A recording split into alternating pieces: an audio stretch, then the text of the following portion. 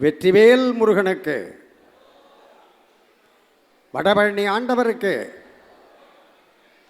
விழிக்கு துணை மென்மலர் பாதங்கள் மெய்மை குன்றா மொழிக்கு துணை முருகா என்னும் நாமங்கள் முன்பு செய்த பழிக்கு துணை பன்னீரு தோளும் பயந்ததனி வழிக்கு துணை செங்கோடன் வேலும் மயூரமுமே உலகலாம் உணர்ந்த போதற்கரியவன் நிலபுலாவியன் நிர்மலி வேணியன் அழகில் ஜோதியன் அம்பலத்தாடுவான் மலர் சிலம்படி வாழ்த்தி வணங்குவான் உதைக்கின்ற சங்கதிர் உச்சத்திலகம் உணர்படையோர் மதிக்கின்ற மாணிக்கம் மாதுளம்போது மலர்க்கமலை துதிக்கின்ற மின்கொடி மென்கடி குங்குமத் தோயமென்ன விதிக்கின்ற மேனி அபிராமி எந்தன் விழுத்துணையே சாயாயாம் பாரிஜாத்தேகம சிம்மாசனோபரி ஆசீனம் அம்புதஸ்யாமம் ஆயதாட்சபலங்கிருதம் சந்திரானனம் சதுர்பாகம் ஸ்ரீவத்சாங்கிதபட்சசம் ருக்மணி சத்யபாமாபியாம் சகிதம் நவநீத கிருஷ்ணவாசிரகே. எல்லாம் வல்ல எம்பெருமானுடைய தனிப்பெரும் கருணையினால் நம்முடைய ஏற்றமிகு வடபழனி ஆண்டவர் ஆலயத்தில் நடைபெற்று கொண்டிருக்கக்கூடிய வைகாசி விசாக விளையாட்டு உற்சவத்தை முன்னிட்டு அடியேன் இன்றைய தினம் முருகனுடைய கருணை, அதாவது அவனுடைய தனிப்பெரும் கருணை, அந்த கருணையை பற்றி உங்கள் மத்தியில் பேசுவதற்கு முன்பாக அடியேனை தமிழில் பேச வைத்து இயக்கி வைத்து கொண்டிருக்கக்கூடிய குருமுனி, குடமுனி, கும்பமுனி, தமிழ்முனி, அகத்தியமாமுனிவருடைய பாதார பிந்தங்களையும் அடியனுடைய குருநாதர் புலவர் திலகம் கீரன் அவர்களுடைய திருவிடி தாமரைகளையும் வணங்கி அரங்கத்தில் அமர்ந்து கொண்டிருக்கக்கூடிய பக்தர்கள், மெய்யன்பர்கள், தாய்மார்கள் அனைவருக்கும், ஆலயத்தை சார்ந்த நிர்வாக பெருமக்கள் அனைவருக்கும், குறிப்பாக பெரியவர் திரு ஆதிமூலம் உள்ளிட்ட அன்பர்கள் அனைவருக்கும், ஒருங்கிணைப்பாளராக விளங்கக்கூடிய போற்றுதலுக்குரிய திருவாளர் ஐயப்பன் அவர்களுக்கும், சுரேந்தர் அவர்களுக்கும், கிருஷ்ணா ஸ்வீட்ஸ் அதனுடைய நிறுவனர் முரளி அவர்களுக்கும், அந்த நிகழ்ச்சியினுடைய ஒருங்கிணைப்பாளர் ஸ்ரீதர் அவர்களுக்கும், ஒலி அமைப்பாளருக்கும் மற்றும் அடியனை வரவேற்று பேசிய ஓதுவாமூர்த்தி அருண் கார்த்தி அவர்களுக்கும், அவர் குரல் என்ன ஒரு கம்பீரமாக இருந்தது பாருங்கள், பலமாக ஒரு கைத்தட்டல் கொடுத்து அவருக்கு ஒரு பாராட்டு கொடுங்க. அவர்களுக்கும் அடியனுடைய நன்றியினையும் வணக்கத்தையும் தெரிவித்துக் கொண்டு, எல்லாம் வல்ல பரம்பொருளாக இருக்கக்கூடிய முருகப்பெருமானுடைய கருணையை பற்றி இன்றைக்கு நாம் சிந்திக்க இருக்கின்றோம் அன்பர்களே. அதாவது கந்தன் கருணை என்று நீங்கள் கேள்விப்பட்டிருப்பீர்கள்.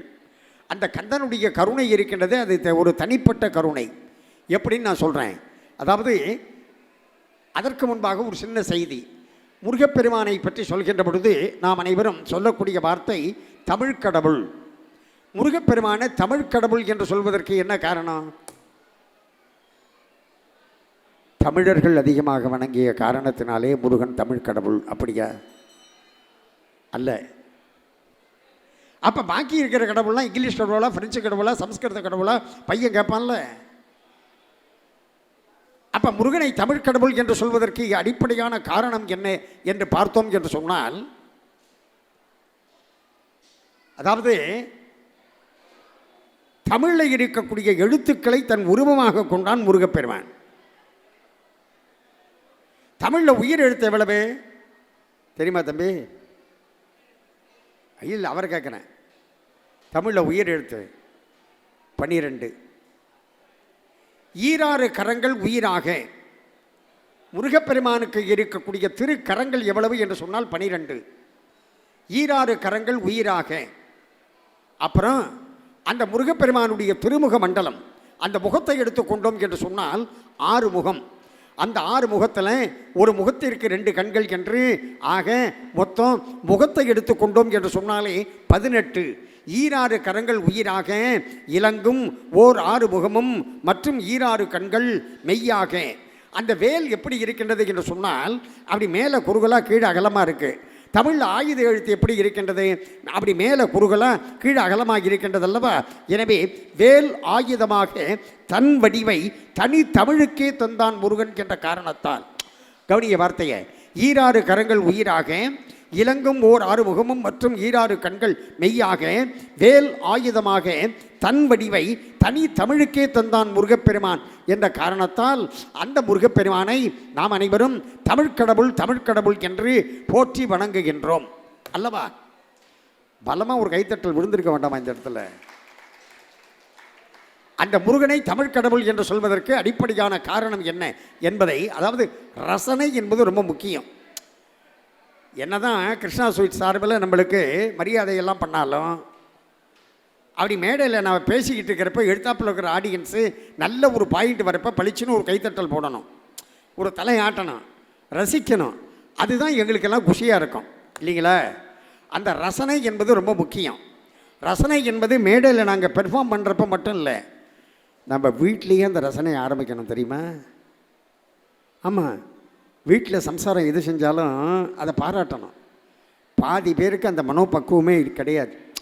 சம்சாரம் எதை செஞ்சாலும் பாராட்டவே மாட்டான். ஆமாம், ரசம் வச்சாங்கன்னு வைங்க, ரசம், அந்த ரசம் டக்கராக இருந்துச்சுன்னா பாராட்டணும். நம்ம ரசம்னு நம்ம சொல்கிறோம். ரசம்ங்கிற வார்த்தை சமஸ்கிருதம் தெரியுமா? தெரியுமாம்மா உங்களுக்கு?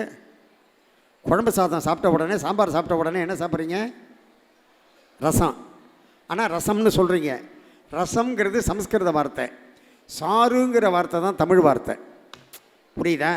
சமஸ்கிருதம் வேண்டான்னு சொல்கிறவங்க கூட ரசம் விடு அப்படின்னு தான் சொல்லுவாங்க. புரிஞ்சிச்சா? எனவே இருக்கட்டும், அது வேறு விஷயம். இப்போ நம்ம விஷயத்துக்கு வந்துடுறோம். அந்த ரசம் அருமையாக வச்சாங்கன்னு சொன்னால் அப்படியே சில பேர் என்ன பண்ணுவான் தெரியுமா? பாராட்டவே மாட்டான், இடித்த புளி மாதிரி உட்காந்துருப்பான். மறுநாளைக்கு சம்சாரம் சாம்பாருக்கோ ரசத்துக்கோ புளி கரைக்கணும்னா புளியெல்லாம் தேடிட்டு போக மாட்டா, அவன் உடம்புலையே கொஞ்சம் கிள்ளி வச்சுடுவான். ஏன்னா அவன் தான் இடித்த புளி மாதிரி இருக்கான்ல, இல்லைங்களா? எனவே இப்போ அந்த ரசத்தை வாங்கி எப்படி சாப்பிடணும் தெரியுமா? இந்த மாதிரி டம்ளர்லலாம் சாப்பிடக்கூடாது. அந்த ரசத்தை வாங்கி அப்படி கையில் விட்டு, சபாஷ், அதோ காட்டுறாரு பாருங்க அவர், அப்படி கையில் விட்டு அந்த கண்ணுக்குட்டி தண்ணி உறிஞ்ச பாருங்க, அப்படின்னு ஒரு உறிஞ்சி அப்படி சாப்பிட்டு அப்புறமா அந்த சம்சாரத்தை பார்த்து, எந்த சம்சாரம்? நம்ம சம்சாரத்தை. புரிஞ்சிச்சா? நம்ம சம்சாரத்தை பார்த்து, அம்மா இது ரசமா? அது பயந்துடும், சரியாக வைக்கலை போல இருக்குன்னு. இது ரசமே இல்லை, அமிர்தம். சொல்லி தொலைப்பமே. மறுநாள்லேருந்து வீட்டில் நம்மளுக்கு உபச்சாரம் எப்படி நடக்கும் தெரியுமா? பாராட்டு எப்படி நடக்கும் தெரியுமா? ஆஹா! அதாவது ரசனை என்பது ரொம்ப முக்கியம் வாழ்க்கையில். மேடையில் நாங்கள் பெர்ஃபார்ம் பண்ணுறப்ப மட்டும் இல்லை, அதாவது வீட்டிலேயே இந்த ரசனையை ஆரம்பிக்கணும் நம்ம. அப்போ தான் என்கரேஜிங்காக இருக்கும். புரியுதா உங்களுக்கு? இப்போ முருகப்பெருமானை தமிழ் கடவுள் என்று சொல்வதற்கு அடிப்படையான காரணம் என்ன என்று சொன்னால், ஈராறு கரங்கள் உயிராக, இலங்கும் ஓர் ஆறு முகமும் மற்றும் ஈராறு கண்கள் மெய்யாக, வேல் ஆயுதமாக தன் வடிவை தனி தமிழுக்கே தந்தான் முருகப்பெருமான் என்ற காரணத்தினாலே அந்த முருகப்பெருமானை தமிழ் கடவுள் என்று நாம் குறிப்பிடுகின்றோம். அந்த முருகனை வணங்கினோம் என்று சொன்னால் மும்மூர்த்திகளை வணங்கிய பலன், மும்மூர்த்திகளை வணங்கிய பலன். அந்த முருகனை வணங்கினோம்னு சொன்னாக்க தனித்தனியாக நம்ம மும்மூர்த்திகளை தேடிட்டு போக வேண்டாம். எப்படின்னு சொல்லுவேன்? விழிக்கு துணை மென்மலர் பாதங்கள், மெய்மை குன்றா மொழிக்கு துணை முருக என்னும் நாமங்கள் என்று சொன்னார் அருகநாதர். முருக என்னும் நாமங்கள், முருக என்னும் நாமம்னு தானே சொல்லணும், சிங்குலரில் தானே சொல்லணும். முருக என்னும் நாமம் அப்படி தானே சொல்லணும். முருக என்னும் நாமங்கள் என்று சொன்னதற்கு என்ன காரணம்?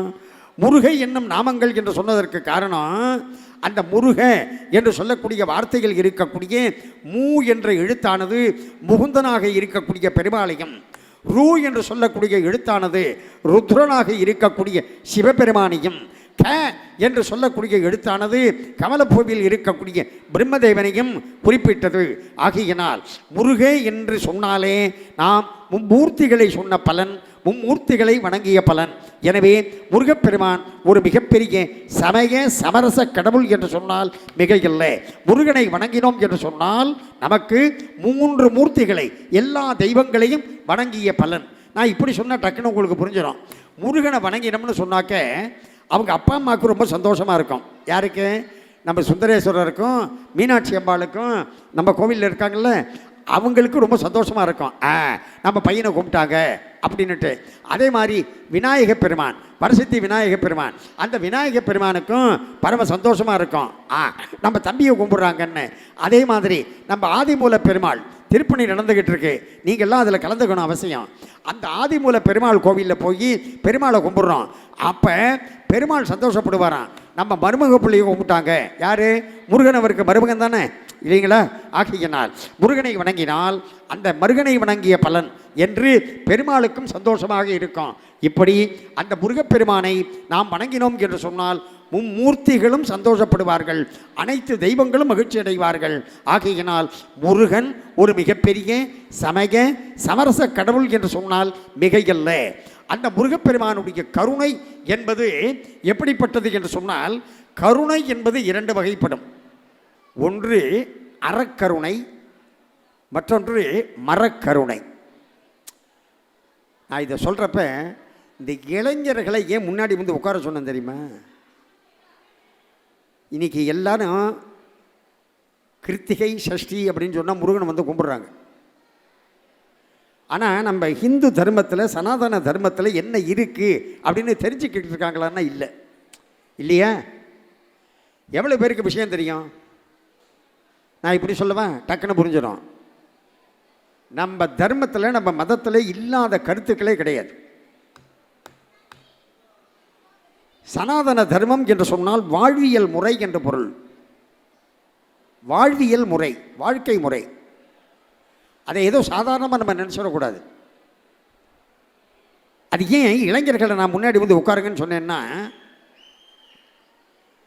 இந்த மதத்தில் இருக்கக்கூடிய உண்மைகள் அவருக்கு தெரிய வேண்டும் என்பதற்காக, புரிய வேண்டும் என்பதற்காக. நான் நவராத்திரி அப்போ மதுரை மீனாட்சி அம்மன் கோவிலில் சொற்பொழிவுக்கு போயிருந்தேன். கவனிக்க தம்பி. அப்போ மதுரை மீனாட்சி அம்மன் கோவிலில் நான் சொற்பொழிவுக்கு போயிருக்கிறப்ப உன்னை போல ஒரு இளைஞர் என்கிட்ட ஒரு கேள்வி கேட்டார். சார் சொல்லுப்பான்னு, சரஸ்வதி பூஜை வந்தால் எங்களுக்கெல்லாம் ரொம்ப குஷியாக இருக்கும். என்னப்பா அப்படின்னு, புஸ்தகத்தெல்லாம் பூஜையில் வச்சுட்டு படிக்க வேண்டாம்ல அப்படின்னு சொன்னார் அவர். சொல்லிவிட்டு அடுத்த கேள்வியை கேட்டார். புஸ்தகத்தெல்லாம் பூஜையில் வச்சுட்டு படிக்க வேண்டாம்னு சொல்லியிருக்காங்களே, இது நியாயமானு கேட்டார். நான் சொன்னேன், நீ இப்போ கேட்ட கேள்வியை 30 வருஷம் முன்னாடியே நம்ம நாட்டில் இருந்த ஒருத்தர் கேட்டார். கலைமகள் திருவிழா என்று வைத்துவிட்டு, புஸ்தகங்களை பூஜையில் வைத்துவிட்டு படிக்க வேண்டாம் என்று சொல்கின்றார்களே, இது நியாயமா அப்படின்னு அவர் கேட்டார். சார், எதுக்காக புஸ்தகத்தெல்லாம் பூஜையில் வச்சுட்டு படிக்க வேண்டாம்னு சொல்லியிருக்காங்க? அதுக்கு ஒரு காரணம் இருக்குது. அது என்ன காரணம் என்பது இன்றைக்கி இளைஞர்களுக்கு தெரியல. தெரிய வச்சுட்டோம்னா ஆஹா இவ்வளோ விஷயம் இருக்கான்னு தெரியும். இப்போ உங்கள்கிட்ட செல்ஃபோன் இருக்குல்ல தம்பி, இங்கே யூஸ் பண்ணாத 8 வரைக்கும் அந்த செல்ஃபோனை நம்ம யார்கிட்ட தான் இப்போ செல்ஃபோன் இல்லை, செல்லுமிடமெல்லாம் எடுத்துகிட்டு போகிறோம் செல்ஃபோன். அந்த செல்ஃபோனை யூஸ் பண்ணி பேட்ரி ரெட் லெவலுக்கு வந்துருச்சு. இனிமேல் அந்த சார்ஜ் போட்டால் தான் அதை யூஸ் பண்ண முடியும். சரின்னு சொல்லிவிட்டு அந்த செல்ஃபோனை நீ சார்ஜில் போட்டிருக்க. அது சார்ஜ் ஏறிக்கிட்டு இருக்கிறப்ப while it is getting charged are we using the phone? Charge ஏறிக்கிட்டு இருக்கிறப்ப நம்ம ஃபோனை யூஸ் பண்ணுறோமா? என்னம்மா யூஸ் பண்ணுறது இல்லைல்ல. சார்ஜ் ஏறிக்கிட்டு இருக்கிறப்ப ஃபோனை நம்ம யூஸ் பண்ணுறதில்ல, சார்ஜ் ஏறட்டும் அப்படின்னு விட்டுறோம், இல்லைங்களா? அதே மாதிரி தான் சரஸ்வதி பூஜை அன்னைக்கு புஸ்தகத்தெல்லாம் பூஜையில் வச்சுட்டு சரஸ்வதியனுடைய அருள்ங்கிற சார்ஜ் அதில் ஏறிக்கிட்டு இருக்கிறப்ப யூஸ் பண்ண வேண்டாம்னு வச்சாங்க. புரிஞ்சுதா? இப்போ நம்ம முன்னோர்கள் முற்றால் இல்லை. அதில் சரஸ்வதியினுடைய அருள்கிற சார்ஜ் ஏறிக்கிட்டு இருக்கிறப்ப நம்ம அதை யூஸ் பண்ண வேண்டாம்னு வச்சாங்க. இந்த செல்ஃபோன் சார்ஜ் ஏற்றுற மாதிரி தான். புரிஞ்சுச்சப்போ உங்களுக்கு? இப்போ எதுக்காக அந்த மாதிரி வச்சாங்கன்னு, இந்த மாதிரி விஷயங்கள் இளைஞர்களுக்கு தெரிய வேண்டும். இளைஞர்களுக்கு பாதி விஷயம் சென்று அடையவில்லை, அவர்களுக்கு தெரியவில்லை. அவர்களுக்கு தெரிய வைக்க வேண்டியது, சொல்ல வேண்டியது நம்முடைய கடமை. நாளைய சமுதாயம் என்பது, நாளைய உலகம் என்பது அவர்கள் கையில் தான் இருக்குது, இல்லைங்களா? எனவே இப்போ பக்தியும் ஒழுக்கமும் இளமையாக இருக்கிறப்ப வந்தாத்மா தேசத்திற்கும் நல்லது, அவர்களுக்கும் நல்லது, அனைவருக்கும் நல்லது.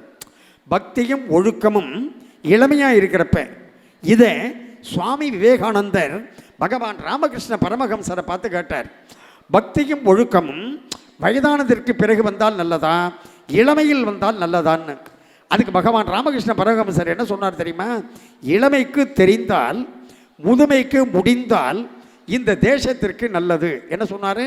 இளமைக்கு தெரிந்தால், முதுமைக்கு முடிந்தால் இந்த தேசத்திற்கு நல்லது. இளமைக்கு பாதி விஷயம் தெரியல, முதுமைக்கு முடியலை. இப்போ இங்கே எழுத்தாப்பில் சேர் போட்டிருக்காங்க. நீங்கள்லாம் நல்லா வசதியாக உட்காந்துக்கிட்டு கேட்குறீங்க, நானும் சேரில் உட்காந்து பேசுகிறேன். நான் எப்போதும் மேடையில் காலை மடக்கி போட்டு உட்காந்து பேசி பழக்கம். எழுத்தாப்பில் இருக்கிற ஆடியன்ஸ் உங்களையும் அந்த மாதிரி காலை மடக்கி போட்டு எழுத்தாப்பில் உட்காருங்கன்னு சொன்னாக்க என்ன ஆகும்? இப்போ இருக்கிற ஆடியன்ஸில் 10 பேர் கூட தர மாட்டாங்க இல்லைங்களா? காலை மடக்கி உட்கார்ற ப்ராக்டிஸே நம்மளுக்கு போயிடுச்சு. விளங்கிச்சாங்க? காலை மடக்கி உட்காந்தா தான் முதுகெலும்பு அப்படி ஸ்ட்ரைட்டாக நிற்கும். எல்லாம் ஒரு எக்ஸசைஸ், யோகா. நம்ம அதெல்லாம் விட்டு தொலைச்சி விட்டோம். இருக்கட்டும், அது வேறு விஷயம். இப்போ நான் வந்துடுறேன் விஷயத்துக்கு. கவனிங்க. இப்போ இளமைக்கு தெரிந்தால் முதுமைக்கு முடிந்தால் இந்த தேசத்திற்கு நல்லது. இளமைக்கு தெரியலை, முதுமைக்கு முடியலை. அதுக்காக ராமகிருஷ்ண பரமஹம்சர் என்ன உதாரணம் சொன்னார் தெரியுமா? நுட்பமாக கவனிங்க. அந்த காலத்துலலாம் தயிர் கடைவாங்க. ஞாபகம் இருக்காமா? ஞாபகம் இருக்கா? இப்போயும் கிடையாது உண்டா? இப்போ எங்கெங்கே தயிர்லாம் கிடையிறாங்க? இட்லி மாவு தோசை மாவே அரைக்க மாட்டேங்கிறாங்க வீட்டில். எங்கேயாவது இந்த மாதிரி வெளியில் வந்துட்டு போகிறப்ப ஒரு 60 ரூபா கொடுத்து ஒரு பேக்கெட்டை வாங்கிக்கிட்டு நம்ம வீட்டில் போய் இட்லி ஆக்கி தோசை ஊற்றி திங்கிறோம் இல்லைங்களா? அதை அவன் எப்படி அரைச்சிருப்பானோ, தலையை சொரிஞ்சிக்கிட்டே அரைச்சிருப்பானோ, காதை குடஞ்சிக்கிட்டே அரைச்சிருப்பானோ, இருந்தாலும் அதை வாங்கி நம்ம தின்னு தொலைக்கிறோம். இருக்கட்டும், அது வேறு விஷயம். இட்லி மாவு தோசை மாவே அரைக்காமல் இருக்கிறப்ப எங்கே தயிரெல்லாம் கிடைவது? தயிர் கிடைவதாக இருந்தாலும் வீட்டில் சம்சாரம் என்ன பண்ணும் தெரியுமா? ஒரு ஹார்லிக்ஸ் பாட்டிலில் சபாஷ் தயிரை போட்டு நம்மள்கிட்ட கொடுத்து குலுக்கிக்கிட்டு கடை அப்படிங்கும். நம்ம பாட்டிலில் போட்டு குலுக்கிக்கிட்டு கிடப்போம். அந்த காலத்துலலாம் தயிர் கிடைக்கிறப்ப என்ன செய்வாங்க தெரியுமா? மத்து ஒன்றை போட்டு, மத்துனா தெரியுமா? மத்துனா தெரியுமாம்மா? இந்த மைக்கை தலைகீழாக தொங்க விட்டா இருக்கும்ல, அந்த மாதிரி இருக்கும் மத்து. அந்த மத்தை போட்டு அதில் இந்த பக்கம் ஒரு கயிறு இருக்கும், இந்த பக்கம் ஒரு கயிறு இருக்கும். அந்த 2 கயிறையும் வாச நறுங்குடல் ஆட்சியர் மத்தினால் ஓசைப்படுத்த தைரரவம் கேட்டிலையோ ஆண்டாள் பாடுறார். அதையே அபிராமி பட்டர் பாடுகின்ற பொழுது நம்முடைய அந்த அந்த உயிரானது, ஆவியானது என்ன ஆகின்றதான்? ததியுறு மத்தில் சுழலும் ஆவி போல் என் அப்படி அந்த ததியுறு மத்தில் அந்த மத்து இப்படி இப்படி போயிட்டு வர மாதிரி நம்ம ஆவி போயிட்டு போயிட்டு போயிட்டு போயிட்டு வந்துக்கிட்டே இருக்குதான். புரியுதப்ப உங்களுக்கு? எனவே அந்த மத்தில் 2 கயிறு, இப்படி ஒரு கயிறு, இப்படி ஒரு கயிறு. அந்த 2 கயிறும் எப்போ வேக வேகமாக போகும் தெரியுமா? ஒரு கயிறை மாமியாராகவும் ஒரு கயிறை நாத்தனாராகவும் நினச்சிட்டான்னா மாமியா நாத்தனா, மாமியா நாத்தனா அப்படின்னு அந்த கயிறு வேக வேகமாக போகும் இல்லைங்களா? எனவே இப்போ நான் விஷயத்துக்கு வரேன். கவனிக்க அன்பர்களே. அந்த மத்தை போட்டு தயிர் கிடைக்கிறப்ப எப்போ தயிர் கிடைவாங்க தெரியுமா? அதிகாலை நேரத்தில். நுட்பமாக கவனிக்க தம்பி. அதிகாலை என்ன தெரியுமா? Early morning. இப்படி சொல்கிறேன், பிஃபோர் சன்ரைஸ். அதாவது சூரியன் வருவதற்கு முன்பாக. அதாவது இந்த சூரியன் இருந்தாலே பல விஷயத்துக்கு இடைஞ்சல். நீங்கள் கேட்டுக்கொண்டிருப்பது முருகன் கருணை. புரியுதா? கவனிங்க. இப்போ அந்த சூரியன் வருவதற்கு முன்பாக அப்போத்தான் வெண்ணெய் மாதிரி, அந்த பந்து மாதிரி வெண்ணெய் திரண்டு வரும்.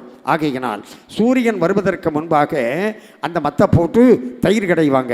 அப்படி தயிர் கடைகிறப்ப அப்போத்தான் வெண்ணெயானது திரண்டு வரும் என்று. அதை போல இளமையிலேயே மற்ற எண்ணங்கள் வருவதற்கு முன்பாக இளமையிலேயே பக்தியும் ஒழுக்கமும் வந்துவிட வேண்டும். அப்படி இல்லை என்று சொன்னால் நமக்கு வாழ்க்கை என்பது வேஸ்ட் அப்படிங்கிறாரு. யாரு? பகவான் ராமகிருஷ்ண பரமஹம்சர். புரியுதா உங்களுக்கு? எனவே முதுமைக்கு தெரிந்தால், முதுமைக்கு முடிந்தால், இளமைக்கு தெரிந்தால் இந்த தேசத்திற்கு நல்லது என்று. அதனால தான் நான் குறிப்பாக இந்த இளைஞர்களை அப்படி முன்னாடி வந்து உட்காருங்கன்னு சொன்னேன். ஏன்னா விஷயம் தெரிஞ்சுக்கணும் அப்படிங்கிறதுனால.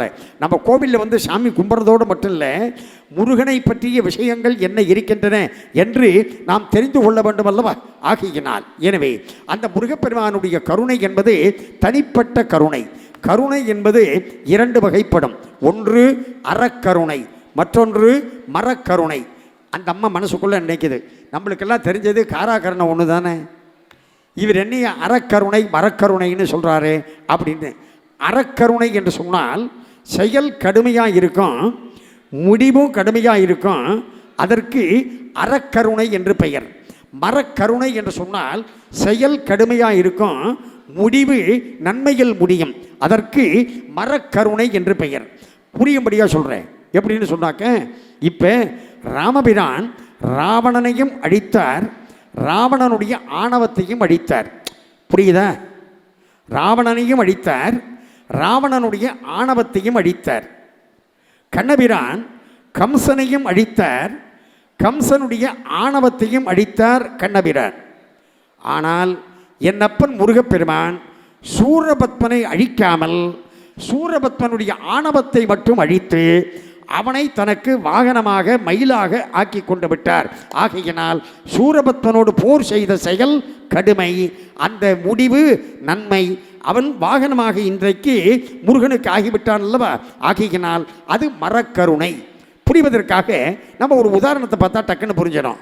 வீட்டில் குழந்தை இருக்குது, சின்ன குழந்தை. அந்த குழந்தைய எல்லாரும் கொஞ்சுவாங்க. அப்படி அப்பனையே உரிச்சு வச்சிருக்கு, அப்பனையே உரிச்சு வச்சிருக்குன்னு. அது அப்பனையை உரிச்சு வச்சிருக்கு, அப்பனை உரிக்கல்ல வந்திருக்கு. அப்படி குஞ்சுவாங்க குழந்தைய. யாராவது இடிச்சுட்டு போயிட்டான்னா கட்டையில் போக இடிச்சுட்டு போகிறான் பாரு அப்படின்னு அவனை பார்த்து திட்டுவாங்க.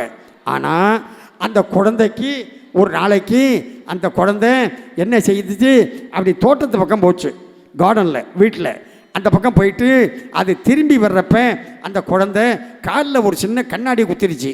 அந்த சின்ன கண்ணாடி குத்தின உடனே அப்படின்னு கத்திக்கிட்டு அந்த குழந்தை நேராக கிடுகிடுன்னு வந்த உடனே அம்மாக்காரி என்ன செஞ்சா, அந்த குழந்தைய வாரி சுருட்டி தூக்கி அந்த குழந்தைய இந்த மாதிரி டீப்பா மேலே உட்காத்தி வச்சு பக்கத்தில் ஒரு பக்கெட்டு தண்ணி டெட்டால் எல்லாம் கொண்டு வந்து தான் கழுத்தில் இருக்கிற செயினில் இருக்கிற சேஃப்டி பின் இருக்குல்ல, அதை எடுத்து குழந்தையோட காலில் அந்த கண்ணாடி துண்டு குத்தி இருக்குல்ல, அதை குத்தி குத்தி அப்படி குத்தி குத்தி அப்படி குத்தி குத்தி எடுக்கிறப்ப அந்த குழந்தை இன்னும் அப்படின்னு கத்துது. கத்துறப்ப அப்பங்காரங்க எழுத்தாப்பில் வந்து நின்று குழந்தையோட காலை குத்தி குத்தி நொண்டியாக்கி விடாத, இதை பாருங்க உங்கள் அம்மா இப்படி குத்தி வளர்க்கலேண்டா, குத்துக்கல்ல மாறி என் முன்னாடி நின்று நீங்கள் உயிரை வாங்குவீங்களா, கொஞ்சம் அந்தண்ட போங்க அப்படின்னு சொல்லிவிட்டு அந்த குழந்தை கதற கதற அந்த கண்ணாடி துண்டை அந்த அம்பா எப்படி எடுக்கிறாளோ அதை போல முருகப்பெருமான் கவனிங்க, அந்த குழந்தைக்கு கடைசியில் செயல் கடுமையாக இருந்தாலும் முடிவு நன்மை அல்லவா? அதை போல முருகப்பெருமான் சூரபத்மனோடு போர் செய்த செயல் கடுமை, ஆனால் முடிவு என்ன? நன்மை. சபாஷ், புரிஞ்சுக்கிட்டாங்க. செயல் கடுமை, முடிவு நன்மை. இன்னைக்கு நம்ம முருகன் கோவிலில் போய் அர்ச்சனை பண்ணுறப்ப, நம்ம கோவிலில் முருகனுக்கு இங்கே மயில் வாகனம் இல்லை. மயில் வாகனத்தோட முருகன் இருக்கிற இடத்துல போய் இதோ இங்கே பாருங்கள், மயில் வாகனத்தோட இந்த முருகனை நம்ம கும்பிட்றப்ப நம்ம பூவை எடுத்து போடுறாரு சிவாச்சாரியார். அந்த பூவை எடுத்து போடுறப்ப அது முருகன் காலில் விழுதோ இல்லையோ மயில் மேலே டெஃபினட்டாக விழும் இல்லைங்களா? முருகனை வணங்குகின்ற பொழுது அந்த முருகன் காலில் அந்த மலர் விழுகின்றதோ இல்லையோ மயில் மீது விழும். அந்த மயிலாக இருக்கக்கூடியது யார்? சூரபத்மன் அல்லவா? எனவே அந்த சூரபத்மனுக்கு அப்படிப்பட்ட ஒரு மிகப்பெரிய கருணையை செய்தானே என்று தான் வடலூர் வள்ளல் பெருமான் ராமலிங்க அடிகள் என்ன செய்தார்? கந்தகோட்டத்தில் எழுந்தருளி இருக்கக்கூடிய முருகப்பெருமானை பாடுகின்ற பொழுது ஈனமங்கை செய்த தாருகனை, 1000 இலக்கமுறு சிங்கமுகனை, எண்ணறிய திரள் பெற்ற சூரனை, மரக்கருணை ஈந்து பணி கொண்டாயே முருகா என்றார். மரக்கருணை ஈந்து பணி கொண்டாயே என்று. மரக்கருணை என்று சொன்னால் செயல் கடுமையாக இருக்கும், முடிவு நன்மையில் முடியும். ஆகையினால் மரக்கருணை ஈந்து பணி கொண்டாயே என் அப்பா முருகா என்று வடலூர் வள்ளல் பெருமான் ராமலிங்கடிகள் கந்தகோட்டத்தில் எழுந்தருளி இருக்கக்கூடிய முருகப்பெருமானை பற்றி பாடுகின்ற பொழுது குறிப்பிட்டார் என்பதை அப்படி தெரிவித்துக் கொள்கின்ற நேரத்தில் அன்பர்களே, அந்த முருகப்பெருமானுடைய ஒரு மிகப்பெரிய, அதாவது முருகனை நாம் வணங்கினோம் என்று சொன்னால், நுட்பமாக கவனிக்கணும், முருகனை நாம் வணங்கினோம் என்று சொன்னால் நமக்கு மறுபிறவி என்பது கிடையாது. நான் எப்படின்னு சொல்றேன், முருகனை நாம் வணங்கினோம் என்று சொன்னால் நமக்கு மறுபிறவி என்பது கிடையாது. எப்படின்னு சொல்லுவா? கைலாயத்தில் முருகப்பெருமானும் விநாயகப் பெருமானும் விளையாடி கொண்டிருந்தார்கள். இந்த பசங்கள்லாம் விளையாடுவாங்கள்ல, இப்போ எங்கெங்கே பசங்கள்லாம் விளையாடுறாங்க, எல்லாம் செல்ஃபோனை வச்சு தான் விளையாடிட்டு இருக்காங்க. அப்படி முருகப்பெருமானும் விநாயகப் பெருமானும் விளையாடி கொண்டு இருக்கின்ற பொழுது தேவர்கள்லாம் வரிசையாக வராங்க. அப்படி வரக்கூடிய தேவர்கள் என்ன செய்தார்கள்? விளையாடி கொண்டு இருக்கக்கூடிய முருகனை பார்த்து ஒரு கும்பிடு அப்புறம் உள்ளார போய் சிவபெருமானை பார்த்து கும்பிடும். விஷயம் தெரிஞ்சவங்க முதல்ல பிள்ளைய பிடிப்போம், அப்புறம் அப்பனை பிடிப்போம். ஆனால் ஒரு ஆள் வந்தவன் யார்? சாதாரண ஆள் இல்லை. 4 தலை. ஒரு தலை இருந்தாலே வெயிட்டு கேட்கணுமா? 4 தலையோடு இருந்தால் வெயிட்டு கேட்கணுமா? யார்? பிரம்மா. அந்த பிரம்மா என்ன செஞ்சான்? பச்சை புள்ள, நம்ம பார்த்து பிறந்த புள்ள, இவனை போய் நம்ம வணங்கணுமா அப்படின்ட்டு பிரம்மா என்ன செஞ்சான்? நேராக உள்ளே போயிட்டான். என்ன அர்த்தம்? உள்ளே போகிறான்னு அர்த்தம். விளங்கிச்சா? அதாவது சில பேரை தோற்றத்தை பார்த்து, நாம் உருவத்தை பார்த்து அப்படி தாழ்வாக இகழ்வாக நினைத்து விடக்கூடாது. இந்த சமுதாயம் இருக்க நம்மளை அப்படியும் போகக்கூடாது, இப்படியும் போகக்கூடாது.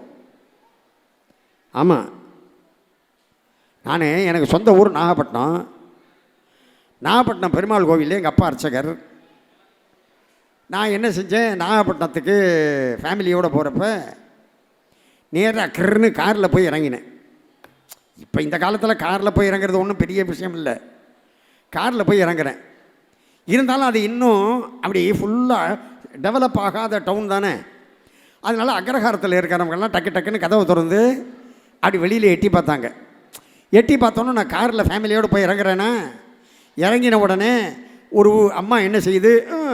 வாழ்வு என்ன சொல்லுது? வாழ்வு. காரில் வந்து இறங்குறான். இந்த மாதிரி அந்த அம்மா சொல்லிச்சே. இப்போ அதுக்காக நான் அடுத்த தரம் போகிறப்ப ஃபேமிலியோட காரில் போகாமல் ட்ரெயினில் போய் இறங்கி ரயில்வே ஸ்டேஷன்லேருந்து ஊர்வலம் மாதிரி நானே, என் ஒய்ஃபு, என் டாக்டர், என் சன்னு அப்படின்னு நாங்கள் 4 பேரும் பெட்டியை தூக்கிக்கிட்டு லொங்குன்னு நடந்து போகிறோம். நடந்து போய் எங்கள் வீட்டு வாசலில் காலிங் பெல் அடித்த உடனே வழக்கம் போல் பக்கத்து வீடு எழுத்த வீடு எல்லாரும் கதவை திறந்துட்டு அந்த அம்மா என்ன சொல்லுது? இவர் பெருசாக பேங்கில், நான் ஒரு பேங்கில் இருந்தேன், கரூர் வைசியா பேங்கில் இருந்தேன், வேலையெல்லாம் பார்க்கல, இருந்தேன், பேங்கில் இருந்தேன். பெருசாக பேங்கில் இருக்கார், ஊராக போய் சொற்பொழிவு பண்ணுறாரு.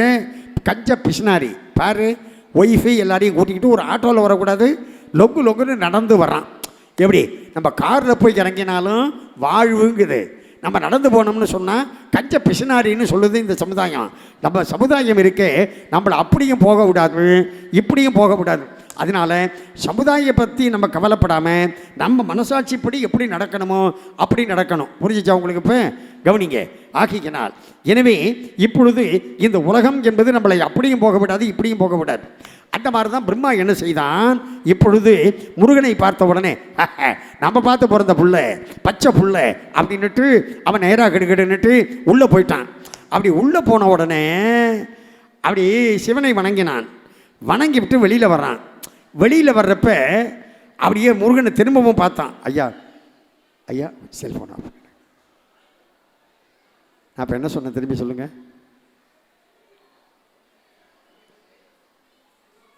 செல்ஃபோன் ப்ளீஸ் 8:15 வரைக்கும்.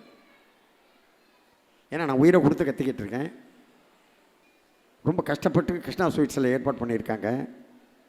எல்லோரும் கேட்டு பயனடையணும்னு. நம்ம இங்கே வந்து உட்காந்துக்கிட்டு செல்ஃபோனை நோண்டிக்கிட்டு இருந்தோம்னா நான் பேசுகிறதுக்கு ஒரு மரியாதை வேணும்ல.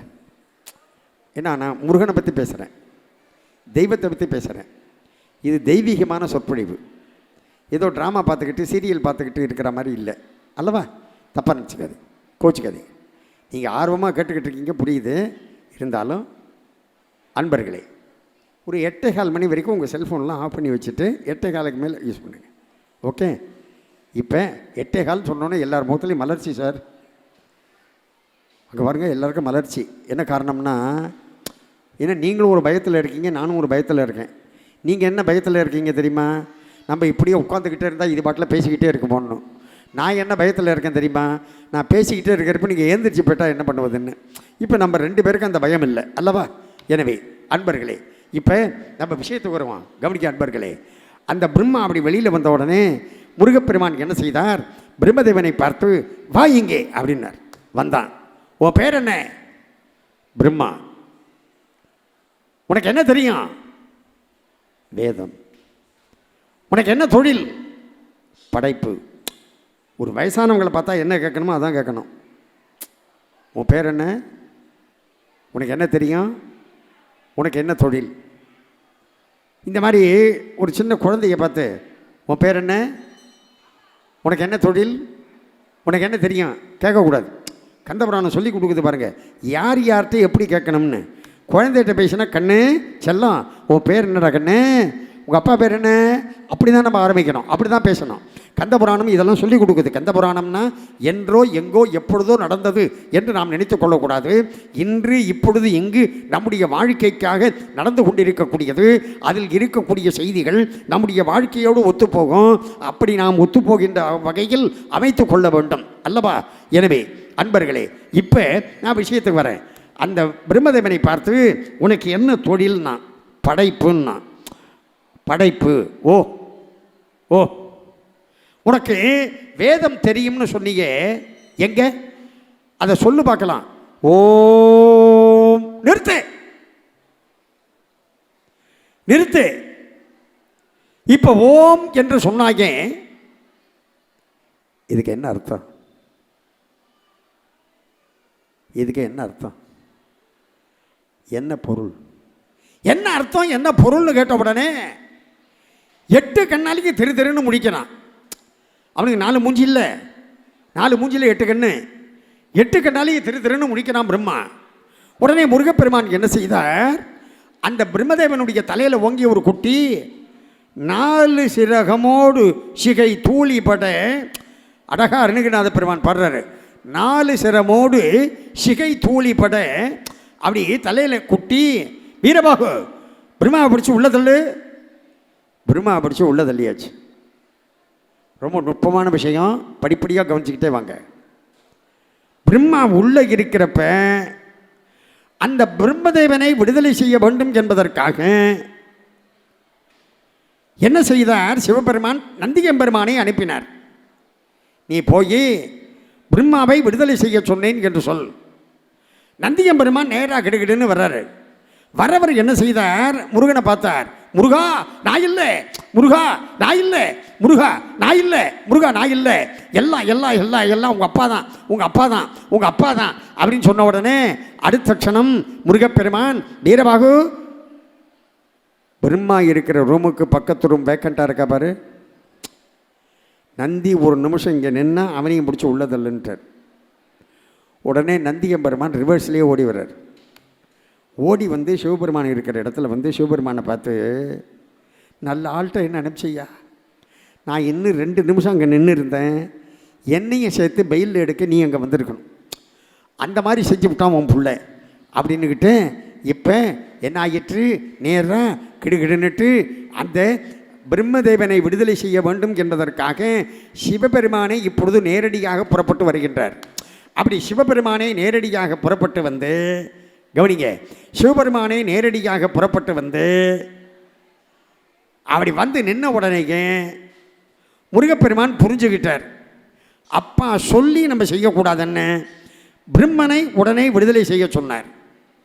பிரம்மதேவன் அப்படி சிறையில் இருந்து வெளியிலே வந்த உடனே பிரம்மதேவனை பார்த்து சிவபெருமான், பாவம் ரொம்ப கஷ்டப்பட்டு விட்டாய் போல் இருக்கின்றது.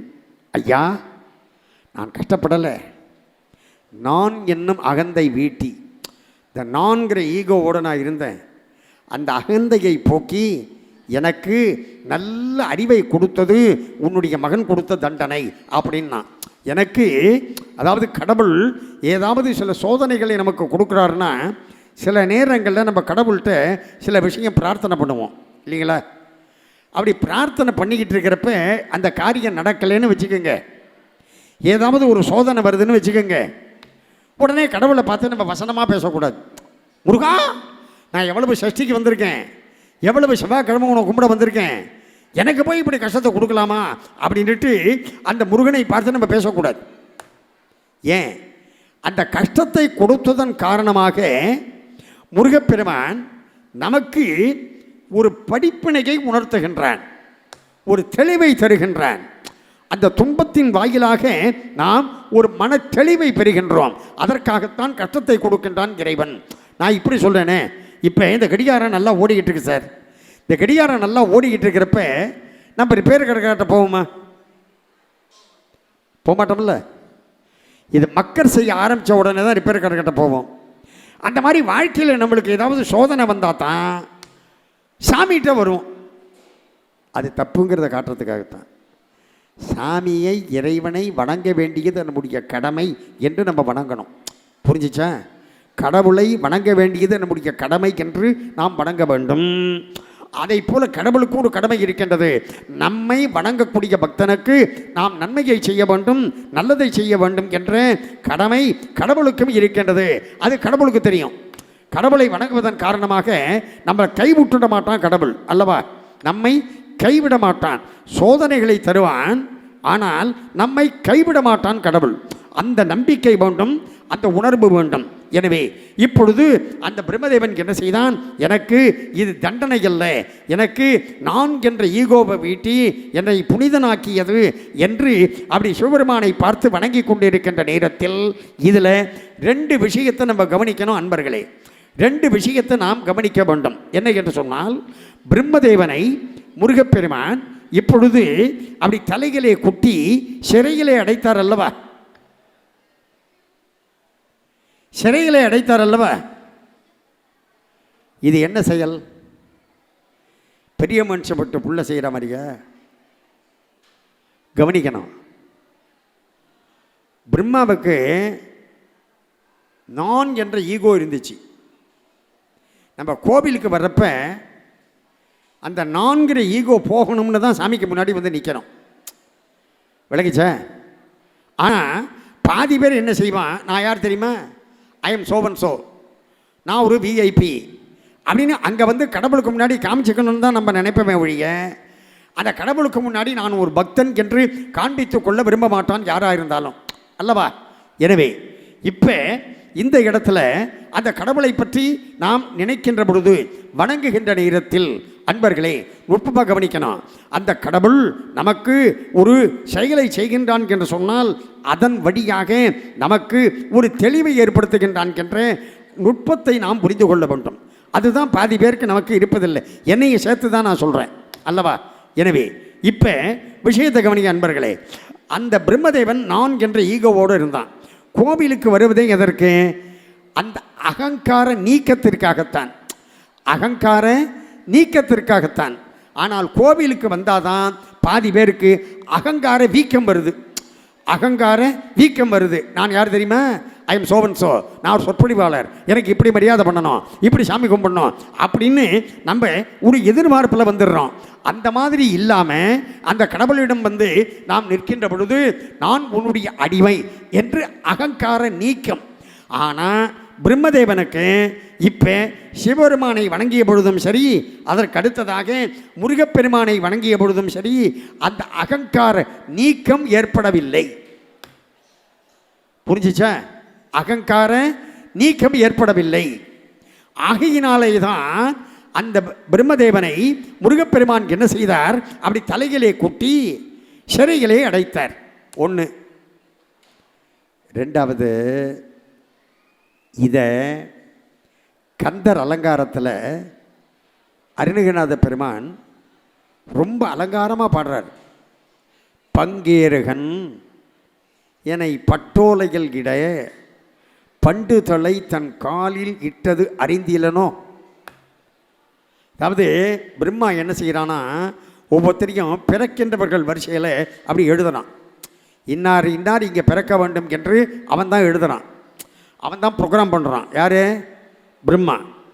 அவன் தான் ப்ரோக்ராம் பண்ணுறான். இப்போ உங்கள் பாஷையில் சொல்லணும்னாக்க, அப்போ அந்த காலத்துலலாம் டைரியில் எழுதுவாங்க, இப்போ லேப்டாப்பில் அப்படி அவன் தான் ப்ரோக்ராம் பண்ணுறான் கம்ப்யூட்டரில். எனவே இன்னார் இந்த இடத்துல பிறக்கணும் அப்படின்ட்டு. அந்த மாதிரி அருணகிரிநாதரை பிறக்கின்றவர்கள் வரிசையில் எழுதி விட்டான் அப்படின்னு ஒருத்தர் வந்து அருணகிரிநாதர்கிட்ட சொன்னார். அருணகிரிநாதரே, உம்மை பிறக்கின்றவர்கள் வரிசையில் அந்த பிரம்மா எழுதிவிட்டான்னார். எழுதிவிட்டானா? அதுக்காக இவர் சத்தம் போடலை, தொலைச்சான். பிரம்மா தொலைச்சான். என்னை பிறக்கின்றவர்கள் வரிசையில் அவன் எழுதிய காரணத்தினாலே அவன் தொலைந்தான் என்று. ஏன்? என்ன காரணம்? இது என்னுடைய தலைவனுக்கு தெரிந்தால், யாருக்கு? என் அப்பன் முருகப்பெருமானுக்கு தெரிந்தால் அவ்வளவுதான். என்னாகும்? அது அலங்காரமாக பாடுறார் பாருங்க அருணகிரிநாதர். பங்கேறுகன் என்னை பட்டோலையில் இட பண்டு தொலை தன் காலில் இட்டது அறிந்திலனோ. அதாவது அந்த பிரம்மாவை காலில் ஒரு விலங்கு போட்டு அந்த சிறையில் தள்ளியதை மறந்து போய் அந்த பிரம்மா இப்போ என்னை பிறக்கின்றவர்கள் வரிசையில் எழுதியிருக்கலாம். ஆனால் தனி வேல் எடுத்து பொங்கோதம் வாய்விட பொன்னம் சிலம்பு புலம்ப வரும் எம் கோன் அரியின் இனி நான்முகனுக்கு இரு விலங்கே. என்ன அழகாக அற்புதமாக கொண்டு வர்றார் பாருங்க. இனி நான்முகனுக்கு இரு விலங்கே. அதாவது நான்முகனுக்கு என்னை பிறக்கின்றவர்கள் வரிசையில் அவன் எழுதியதன் காரணமாக கையில் ஒரு விலங்கு காலில் ஒரு விலங்கு போட்டு டபுள் பங்கு தண்டனை கொடுத்து பிரம்மாவை சிறைகளை அடைப்பான் என் தலைவன் முருகப்பெருமான். என்ன அர்த்தம்? தன்னை அவமதித்ததற்கு ஒரு பங்கு தண்டனை.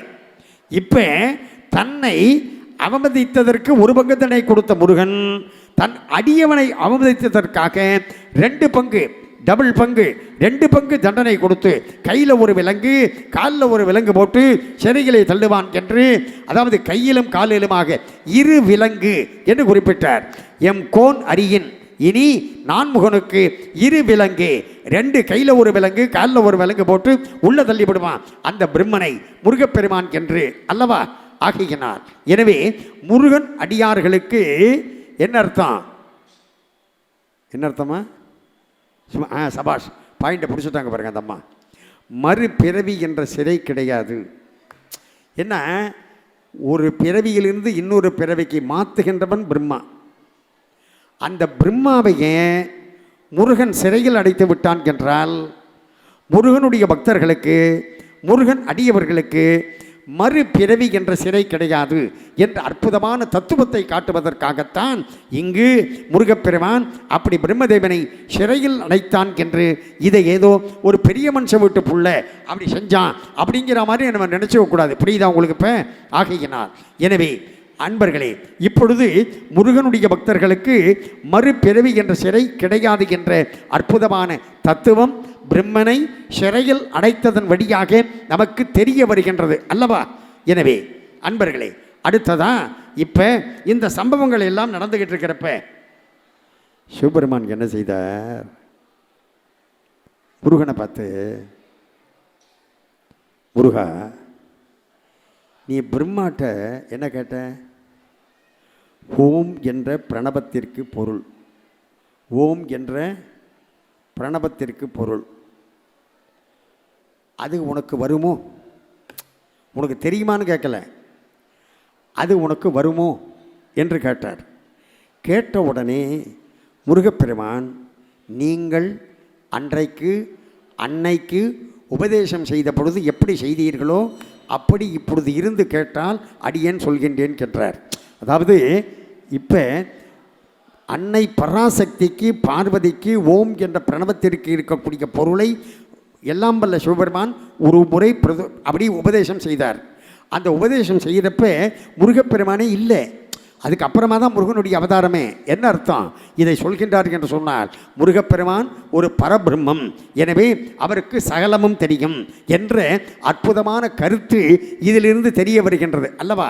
எனவே அன்பர்களே, இப்பொழுது இந்த இடத்துல அந்த முருகப்பெருமான் இப்போ அந்த அன்னைக்கு, அதாவது அன்னைக்குன்னா அன்னை பராசக்திக்கு ஒரு அர்த்தம், இன்னொன்று ஆன் தி அதர் டே, அன்னைக்கு நீங்கள் எப்படி உபதேசம் செய்தீர்களோ என்று சொன்னதன் காரணமாக இப்பொழுது சிவபெருமான் என்ன செய்தார்? அந்த முருகனை தூக்கி அப்படியே தன்னுடைய வலது தோடையில் உட்காத்தி வச்சு காதில் சொல்ல சொன்னார். அந்த ஓம் என்ற பிரணவத்திற்கு இருக்கக்கூடிய பொருளை அதை கேட்ட உடனே சந்தோஷப்பட்டு அந்த முருகனை தூக்கி அப்படியே இடது தோடையில் உட்காத்தி வச்சு இந்த காதலையும் சொல்ல சொன்னார். இதை அருணகிரிநாத பெருமான் ஈசனார் மனம் குளிர உபதேச மந்திரம் இரு செவி மிகிதிலும் பகர்சை குருநாதா என்றார். ஈசனார் மனம் குளிர, வார்த்தையை கவனிக்கணும். ஈசனார் மனம் குளிர, மனம் குளிர என்று சொன்னதுக்கு என்ன காரணம்? அறிவு குளிரன்னு சொல்லலை. ஒரு புது விஷயத்தை நம்ம கேட்குறப்ப, புதுசாக ஒரு விஷயத்தை நம்ம அறிவு குளிரும். ஏற்கனவே ஒரு பாட்டை கேட்டிருக்கோம் டிவியில், அந்த பாட்டு திரும்பவும் சுதா ரகுநாதன் பாடி திரும்ப வருது. அதை நம்ம கேட்குறப்ப ஏற்கனவே கேட்ட பாட்டு, அதனால் மனசு கொள்ளிடும் அல்லவா. எனவே இப்பொழுது சிவபெருமானுக்கு இந்த ஓம் என்ற பிரணவத்திற்கு உரிய பொருள் முன்பே தெரியும் என்பது இதிலிருந்து தெரிய வருகின்றது. ஆகையினால் சிவனுக்கு தெரியாததை முருகன் சொல்லலை. விளக்குதா? சிவனுக்கு தெரியாததை முருகன் சொல்லலை, சிவனுக்கு தெரியும். ஆகையினாலே தான் ஈசனார் மனம் குளிர உபதேச மந்திரம் இரு செவி மீதிலும் ஈசனார் என்று சொன்னார். சிவனார் மனம் குளிர. சிவனார் என்ன அர்த்தம்? முதியோர் கல்வி. புரியுதா? சிவபெருமான் சீனியர் சிட்டிசனில். ஆகையினால் முதியோர் கல்வி. எனவே சிவனார் மனம் குளிர அப்படி உபதேச மந்திரம் இரு செவி மீதிலும் பகர்சை குருநாதா. அதையே ரெண்டு காதலையும் சொல்லணும். உபதேசம் என்று சொன்னாலே என்ன அர்த்தம்? உபதேசம்னா என்ன தெரியுமா? நம்ம பலமுறை கேட்குறோம், அவர்கிட்ட உபதேசம் வாங்கிக்கிட்டேன், இவர்கிட்ட உபதேசம் வாங்கிக்கிட்டேன். உபதேசம்னா என்ன அர்த்தம்? உபதேசம்னா வார்த்தையை கவனிங்க. உபதேசம் என்றால் ரகசியம் என்ற பொருள். ரகசியம் என்ற பொருள். இப்போ நான் இந்த இளைஞரை கூப்பிட்டு அவர் காதில் ஒன்று ரகசியமாக சொல்கிறேன்னா அது அவருக்கு மட்டும்தான் அல்லவா. இந்த மாதிரி மைக்கு வச்சு ஊரறிக்க சொன்னேன்னா அதுக்கு பேர் ரகசியம் இல்லை. விளங்கிச்சா? அதுக்கு பேர் தான் உபதேசம். உபதேசம் என்று சொன்னால் ஒரு காதில் தான் சொல்லுவாங்க. ஆனால் இங்கே இன்னொரு காதலியும் அதை இன்னொரு காதலியும் அதை சொன்னார்ல. சிவனார் மனம் குளிர உபதேச மந்திரம் இரு செவி மீதிலும். வார்த்தையை கவனிக்கணும். அதுக்கு ஒரு காரணம் இருக்கு. என்ன காரணம் தெரியுமா? முருகன் தனக்கு மட்டும் புள்ள இல்லை, அம்பாளுக்கும் புள்ள. நம்ம இப்போ கேட்டு சந்தோஷப்பட்டதை அம்பாளும் கேட்டு சந்தோஷப்படணும். எங்கள் வீட்டில் ஒரு நாளைக்கு நான் ஹாலில் அப்படி குழந்தை சின்ன குழந்தையாக இருக்கிறப்ப விளையாடிக்கிட்டு இருந்துச்சு. நான் என் குழந்தைய பார்த்து, கண்ணே செல்லம், நம்ம வீட்டில் யார் புத்திசாலி? என் குழந்தை. உடனே அப்பா சபாஷ், நம்ம குழந்தை நம்மளை பாராட்டிடுச்சு அப்படின்னு சந்தோஷப்பட்டுக்கிட்டு கிச்சனில் ஏதோ என் வேலையாக இருந்தால் என் ஒய்ஃபு அவளை கூப்பிட்டு, தபர் நம்ம குழந்தை என்ன சொல்கிறா பாரு, நம்ம குழந்தை என்ன சொல்கிறா பாரு அப்படின்னு. எங்கே கேளுங்கன்னா நான் கேட்டேன், நம்ம வீட்டில் யார் புத்திசாலின்னு. குழந்தை உடனே அம்மா அப்படின்னுடுச்சு. பார்த்தீங்களா? குழந்தை எப்போதும் உண்மையை தான் சொல்லும். இப்போ என் குழந்தையின் மடலையை முதல்ல நான் கேட்டேன், அதை அவள் கேட்க வேண்டும் என்பதற்காக கிச்சனில் இருந்த உன் ஒய்ஃபை இங்கே வர சொன்னேன். ஆனால் சிவபெருமானுக்கு அந்த ப்ராப்ளம் கிடையாது. என்ன ப்ராப்ளம்? சிவனுக்கு உடம்புல பாதி தானங்க அம்பாள் அல்லவா. சிவனுக்கு உடம்புல பாதி அல்லவா அம்பாள். ஆகையினால் இந்த வலது தோடையில் உட்காத்தி வச்சு வலது காதில் சொன்ன உடனே அம்பாளும் அதனை மகிழ்ச்சி அடைய வேண்டும் என்பதற்காக இடது தோடையில் உட்காத்தி வச்சு இடது காதலையும் சொல்லணுன்னாராம். புரிஞ்சிச்சா உங்களுக்கு இப்போ? எனவே அதைத்தான் அருணகிரிநாத பெருமான் சிவனார் மனம் குளிர உபதேச மந்திரம் இரு செவி மீதிலும் பகர்சை குருநாதா என்று குறிப்பிட்டார். இப்போ நுட்பமாக ஒரு விஷயத்தை கவனிக்கணும். ஏன் அம்பாளும் கேட்கணும்னு ஆசைப்பட்டார்? அம்பாளும் கேட்கணும்னு ஏன் ஆசைப்பட்டார்? நீ சொல்லுமா, என்ன காரணமாக இருக்கும்? சும்மா சொல்லு. அப்படியா? சபாஷ். என்ன காரணம்னா வள்ளுவர் அழகாக சொல்லிட்டார்.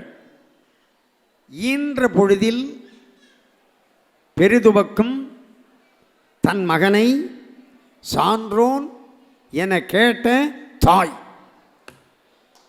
வார்த்தையை கவனிக்கணும். ஈன்ற பொழுதில் பெரிதுவக்கும் தன் மகனை சான்றோன் என கேட்ட தாய். இதில் ரெண்டு விஷயம் நீங்கள் கவனிக்கணும். ஈன்ற பொழுதில் பெரிதுவக்கும் தன் மகளைன்னு சொல்லலை. அடுத்தது ஈன்ற பொழுதில் பெரிதுவக்கும் தன் மகனை சான்றோன் என கேட்ட தந்தைன்னு சொல்லலை, தாயின்னு தான் சொன்னார். அதுக்கு என்ன காரணம்? ரொம்ப நுட்பமான விஷயங்க. வள்ளுவர் சாதாரணமாக சொல்லலை. இதில் மிகப்பெரிய நுட்பத்தை உள்ளே வைத்து சொல்லி இருக்கின்றார். இப்போ ஒரு டெலிவரி, பிரசவம், அது அந்த தாய்க்கு ரீபர்த். எந்த தாயாக இருந்தாலும் அவளுக்கு அது மறுபிறவி. அவள் யமலோகத்தை போய் எட்டி பார்த்துட்டு திரும்பி வர்றான். உண்மையிலேயே அதனால தான் தாய்மார்களை நம்ம பாராட்டணும், தாய்மார்களை நம்ம போற்றணும். அதனால தான் தாய்மைக்கு வணக்கம்னு கிருஷ்ணா ஸ்வீட்ஸில் வருஷத்தில் ஒரு நாளைக்கு செய்கிறாங்க இல்லைங்களா? பலமாக ஒரு கைத்தட்டல் கொடுங்க அவங்களுக்கு. தாய்மையை போற்றுவோம் என்று. அந்த தாய் என்பவள் அப்படி யமலோகத்தை போய் எட்டி பார்த்துட்டு திரும்பி வர. கவனிக்கணும் அன்பர்களே. அப்போ அந்த குழந்தை பிறந்த உடனே அந்த குழந்தையை பார்த்து அந்த அம்மா என்ன சொல்லுவா? லேபர் வார்டில் அந்த குழந்தைய எடுத்து அப்படி கொஞ்சி, என்ன பெத்த ராசா, என்ன சொல்லுவா? என்ன பெத்த ராசா. அந்த குழந்தைய அவளை பெற்றுச்சு இல்லை, அவளுக்கு ரீபர்த்து. அதனால தான் என்ன பெத்த ராசான்னு அவள் சந்தோஷப்படுறா. அந்த சந்தோஷத்தை அந்த குழந்தை அவள் கடைசியில் 4 பேர் தோளில் போகிறா பாருங்க, அது வரைக்கும் கொடுக்கும் அந்த மகன். ஏன் மகள்னு சொல்லாமல் மகன்னு சொன்னார்னா, மகளுக்கு சில கட்டுப்பாடுகள் இருக்குது. அவள் இனிமே சுயமாக கட்டுப்பாடாக வீட்டில் வெளியில் வளர்ந்துருவாள். அவளை பற்றி நம்ம கவலைப்பட வேண்டாம். ஆனால் மகன்கிறப்ப சூழ்நிலை காரணமாக அவன் ஒரு வேளை ஆதிசங்கராக வந்தாலும் வரலாம், ஆட்டோ சங்கராக வந்தாலும் வரலாம்.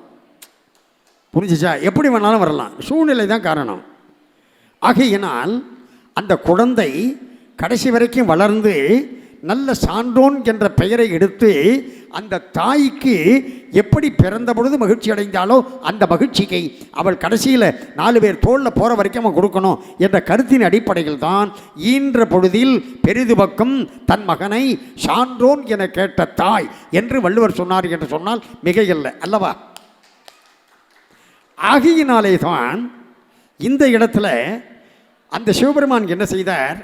அம்பாளும் அந்த மகிழ்ச்சியை அடையட்டும் என்று அப்படி குழந்தையை தூக்கி தன்னுடைய இடது தொடையில் உட்காத்தி வச்சு அம்பாளும் அதனை கேட்கட்டும் என்று அப்படி ஒரு செயலை செய்தார் என்று நாம் எடுத்துக்கொள்ள வேண்டும் அன்பர்களே. எனவே அந்த ஓம் என்று சொல்லக்கூடிய பிரணவத்திற்கு இருக்கக்கூடிய பொருள் நம்ம இப்போ பார்க்க போகிறோம். ஓம் என்ற பிரணவத்திற்கு இருக்கக்கூடிய பொருள், அந்த ஓம் என்று சொல்லக்கூடிய பிரணவம். பிரணவம்னு சொன்னால் என்ன அர்த்தம்? இது ஆண்டாண்டு காலமாக நம்ம கேட்டுக்கிட்டு இருக்கோம். பிரணவம்னு சொன்னால் என்ன அர்த்தம்? நவம் என்று சொன்னால் புதிது, நவம் என்றால் புதிது, நவநீதம் புதிய வெண்டை, புரியுதா? நவபாரதம் புதிய பாரதம். எனவே நவ நவ என்று சொன்னால் புதியது என்ற பொருள். அன்பர்களே, இப்போ விஷயத்தை கவனிங்க. அந்த நவம் என்று சொன்னால் புதிதுன்னு, பிரணவம்னா என்ன அர்த்தம்? அப்பப்போ புதுப்பித்து கொள்வது. இப்படி சொல்லவா? எவர் கிரீன், எப்பொழுதும் புதுமையாக இருப்பது. இப்போ ஒரு லேட்டஸ்ட்டு செல்ஃபோன் வந்துருச்சு, இன்னும் அது மார்க்கெட்டுக்கு வரல, இன்னும் மார்க்கெட்டுக்கு வரல, ஆனால் புதுசாக வந்துருச்சு, கேள்விப்படுறோம்ல? அந்த மாதிரி அப்பப்போ புதிதாக வந்து கொண்டே இருக்கக்கூடியது தான் பிரணவம். புரிஞ்சிச்சா உங்களுக்கு? இப்போ பிரணவம் என்பதற்கு என்ன பொருள் என்று, நவம் என்று சொன்னால் புதிது, பிரணவம் என்று சொன்னால் அப்பப்போ புதுப்பித்து கொள்ளுவது, அப்பப்போ புதுப்பித்து கொள்வது அல்லவா? எனவே அன்பர்களே, இப்போ விஷயத்தை கவனிங்க. அந்த பிரணவம் என்று சொன்னால் ஓம் ஓம் ஓம் ஓம் அப்படின்னு நம்ம சொல்கிறோம். அந்த ஓம் என்பது எதனால் ஆக்கப்பட்டது? அகர உகர மகர மெய் சேர்ந்தது, அ உ ம. இந்த ஓம் என்பதற்குள் உலக இயக்கம், இந்த பிரபஞ்சத்தினுடைய இயக்கமே அடக்கம், உலகத்தினுடைய இயக்கமே அடக்கம். எப்படின்னு சொல்லுவேன்? இந்த உலகத்தினுடைய இயக்கமே அந்த ஓம் என்பதற்குள் அடக்கம். எப்படி? நுட்பமாக கவனிங்க, எப்படின்னு சொல்கிறேன். அந்த ஓம் என்பது எதனால் ஆக்கப்பட்டதுன்னு, அ உ ம. உலக இயக்கம் என்பது, பிரபஞ்சத்தினுடைய இயக்கம் என்பது என்ன? படைத்தல், காத்தல், அழித்தல், 3 தான் இல்லைங்களா? இந்த ஆங்கிற வார்த்தையை சொல்கிறப்ப இதழ்கள் விரிகின்றன, இது படைத்தல். ஊ என்ற வார்த்தையை சொல்கின்ற பொழுது இதழ்கள் குவிகின்றன, இது காத்தல். மே என்ற வார்த்தையை சொல்கின்ற பொழுது இதழ்கள் மூடிக்கொள்கின்றன. இது அழித்தல். படைத்தல், காத்தல், அழித்தல் என்ற முத்தொழிலும் எதில் அடக்கம் என்று சொன்னால், கவனிக்கணும், எதில் அடக்கம் என்று சொன்னால் அந்த ஓம் என்ற பிரணவத்திற்குள் அடக்கம். எனவே அன்பர்களே, இப்போ அந்த உலக இயக்கமே, பிரபஞ்சத்தினுடைய இயக்கமே அந்த ஓம் என்பதற்குள் அடக்கம் என்ற காரணத்தை வைத்துத்தான் மகாகவி பாரதி பாஞ்சாலி சபதத்தை தொடங்குகின்ற பொழுது எப்படி தொடங்குகின்றார் என்று சொன்னால், ஓம் என பெரியோர்கள் என்று போதுவதாய், ஓம் என பெரியோர்கள் என்று மோதுவதாய், வினை மோதுவதாய், தீமைகள் மாய்ப்பதுவாய், துயர் தேய்ப்பதுவாய், மனம் நாடறிதாய், புந்தி தேடறிதாய், நின்றிடும் பிரம்மம் என்று சொல்வார்கள். என்ன அழகாக சொல்றார் பாருங்க. ஓம் என பெரியோர்கள் என்று மோதுவதாய், வினை மோதுவதாய், தீமைகள் மாய்ப்பதுவாய், துயர் தேய்ப்பதுவாய், நாமமும் உருவும் அற்றே, மனம் நாடறிதாய், புந்தி தேடறிதாய். நம்மளால் அதை மனசால அடைய முடியாது, புத்தியினால் அடைய முடியாது. மனம் நாடறிதாய், புந்தி தேடறிதாய், நின்றிடும் பிரம்மம் என்று சொல்வார்கள் என்று மிக அழகாக இந்த பிரபஞ்சத்தினுடைய இயக்கமே ஓம் என்பதற்குள் அடக்கம் என்ற அற்புதமான கருத்தை வைத்துத்தான் அப்படி மகாகவி பாரதி குறிப்பிட்டான். ஓம் என்பதற்குள் அனைத்தும் அடக்கம். அதைத்தான் இங்கு முருகப்பெருமானை பார்த்து பிரம்மா என்ன சொல்லியிருக்கணும்? பிரம்மா அந்த ஓம் என்பதற்கு என்ன பொருள், அந்த பிரணவத்திற்கு என்ன பொருள் அப்படின்னு கேட்ட உடனே அதற்கு அர்த்தமே நீதான்டா சொல்லி தொலைச்சிருந்தான்னா விவகாரமே இல்லை, இல்லையா? அந்த ஓம் என்பதற்கு இருக்கக்கூடிய பொருளே நீதான் என்று அவன் சொல்லியிருந்தான். அவனுடைய அறியாமை, அவனுடைய அஞ்ஞானம், அவனுடைய அகங்காரம் அதனை உணரவிட்டாமல் விட்டது, அவனை அறிய விடாமல் தடுத்தது அல்லவா? எனவே அந்த ஓம் என்று சொல்லக்கூடிய பிரணவத்திற்கு இருக்கக்கூடிய பொருளை உணர்ந்து கொள்ளாமல் அந்த பிரம்மா, அப்பத்தான் பிரம்மாவை பார்த்து முருகப்பெருமான் ஒரு வார்த்தை கேட்டார். அப்பா, நீ படைப்பு தொழிலை செய்கிறேன்னு சொல்கிற, இதில் வேதம் வேற வரும்னு உனக்கு சொல்கிற, இப்போ தான் எனக்கு புரியுது. அந்த ஓம் என்பதற்கு பொருள் உனக்கே தெரியலங்கிறப்ப, உனக்கே அது சரியாக புரியலைங்கிறப்ப நீ படைக்கக்கூடிய மனிதன் எப்படி அதை புரிந்து கொள்வான் என்று இப்போ தான் எனக்கு புரிஞ்சிச்சு அப்படின்னார். புரிஞ்சிச்சா உங்களுக்கு இப்போ? எனவே ஒரு விஷயத்தை நாம் சொல்வதற்கு முன்பாக உள்வாங்கிக் கொள்கின்ற பொழுது அதில் நமக்கு தெளிவு ஏற்படும். இப்போ நானே மேடையில் வந்து பேசுகிறப்ப என்ன விஷயத்தை இப்படி சொல்ல போகிறோங்கிறத மனசுக்குள்ளே ஃபார்ம் பண்ணிக்கிட்டு அதை டெலிவரி பண்ணுறப்ப அது உங்களை போய் ரீச் ஆகணும், இல்லைங்களா? முதல்ல நமக்கு ஒரு தெளிவு வரணும். அந்த தெளிவு வரணும்னா அது நம்ம கையில் இல்லை, அது யாரோட கையில் இருக்குது? சபாஷ், அந்த அம்மா டக்கு டக்குன்னு அடிக்கிறாங்க சார். அது நான் சதா சர்வ காலம் வணங்கி கொண்டு இருக்கக்கூடிய அகத்தியம் பெருமானுடைய கையில் இருக்கின்றது.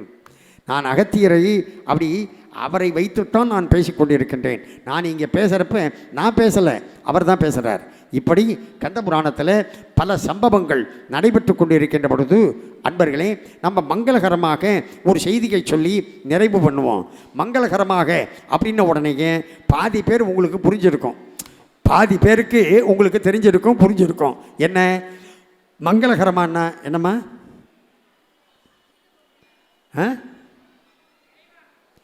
எட்டேகாலுக்கு தான் முடிப்பேன், மங்களகரமாக முடிக்கணும்ல, வள்ளி கல்யாணத்தோடு முடிப்போம், இல்லைங்களா? முருகப்பெருமான் தெய்வ யானையை திருமணம் செய்து கொண்டு அதற்கு பிறகு கவனிக்கம்மா வள்ளி நாச்சியாரை திருமணம் செய்து கொண்டார்.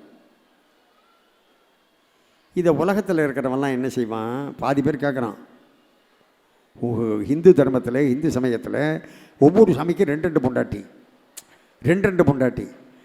கிருஷ்ணனை எடுத்துக்கிட்டிங்கன்னா ருக்மணி சத்யபாமா, பெருமாளை எடுத்துக்கிட்டிங்கன்னா ஸ்ரீதேவி பூதேவி, ஆதிமூல பெருமாளை போய் கும்பிட்றோம்ல, ஸ்ரீதேவி பூதேவி சமேதராக.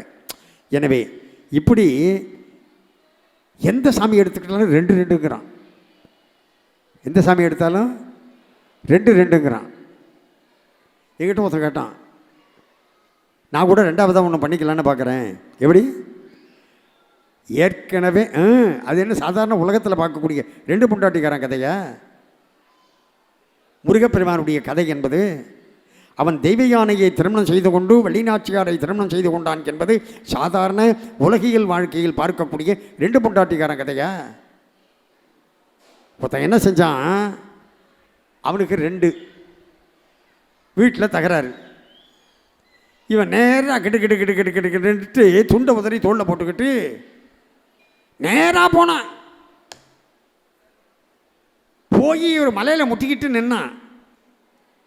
ஏன் இந்த மலையில் முட்டிக்கிட்டு நின்னான் தெரியுமா? கவனிங்க, அவனுக்கு 2 சம்சாரம்னு சொன்னல.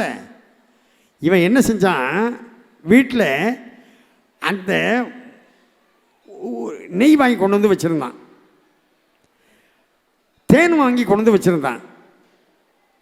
முதல் சம்சாரம் என்ன பண்ணிச்சு, வாய்யா வா, இதில் நெய் யார் அவளுக்கா அப்படின்னுட்டு அவன் என்ன செஞ்சா, அந்த நெய் டின்னை டக்குன்னு ஓப்பன் பண்ணி இவன் தலையில் கவுத்து விட்டான். அதுக்குள்ளே அந்த சம்சாரம் என்ன பண்ணிச்சு, உனக்கு நெய் டின்னை தான் கவுக்க தெரியுமா, நான் இப்போ என்ன பண்ணுற பாரு அப்படின்னு அந்த தேன் பாட்டில் திறந்தா. அந்த தேனை இவன் தலையில் கவுத்து விட்டான். இவன் என்ன செஞ்சான், நேராக கிடுக்கிட்டு துண்டை உதறி தோளில் போட்டுக்கிட்டு வந்து நின்னான். ஒரு மலையை முட்டிக்கிட்டு நின்னான். என்ன மலை? பழனி மலை. உடனே பார்த்தான், முருகா எனக்கு இப்போ தான் புரியுது, உனக்கு நெய் அபிஷேகம், உனக்கும் தேன் அபிஷேகம், உனக்கும் பஞ்சாமிர்த அபிஷேகம், எனக்கும் பாரு வீட்டில் அப்படின்னு இப்படி அவன் புலம்பிக்கிட்டு, அதுக்கு காரணம் எனக்கு தெரிஞ்சு போச்சு, உனக்கு 2 எனக்கு 2ன்னா. அந்த மாதிரி முருகப்பெருமானுடைய கதை 2 பொண்டாட்டிக்கிற கதையா? கவனிக்கணும் நண்பர்களே. முருகப்பெருமானுடைய சம்பவம் என்பது சாதாரண உலகியல் வாழ்க்கையில் பார்க்கக்கூடிய 2 பொண்டாட்டிக்கார கதையா?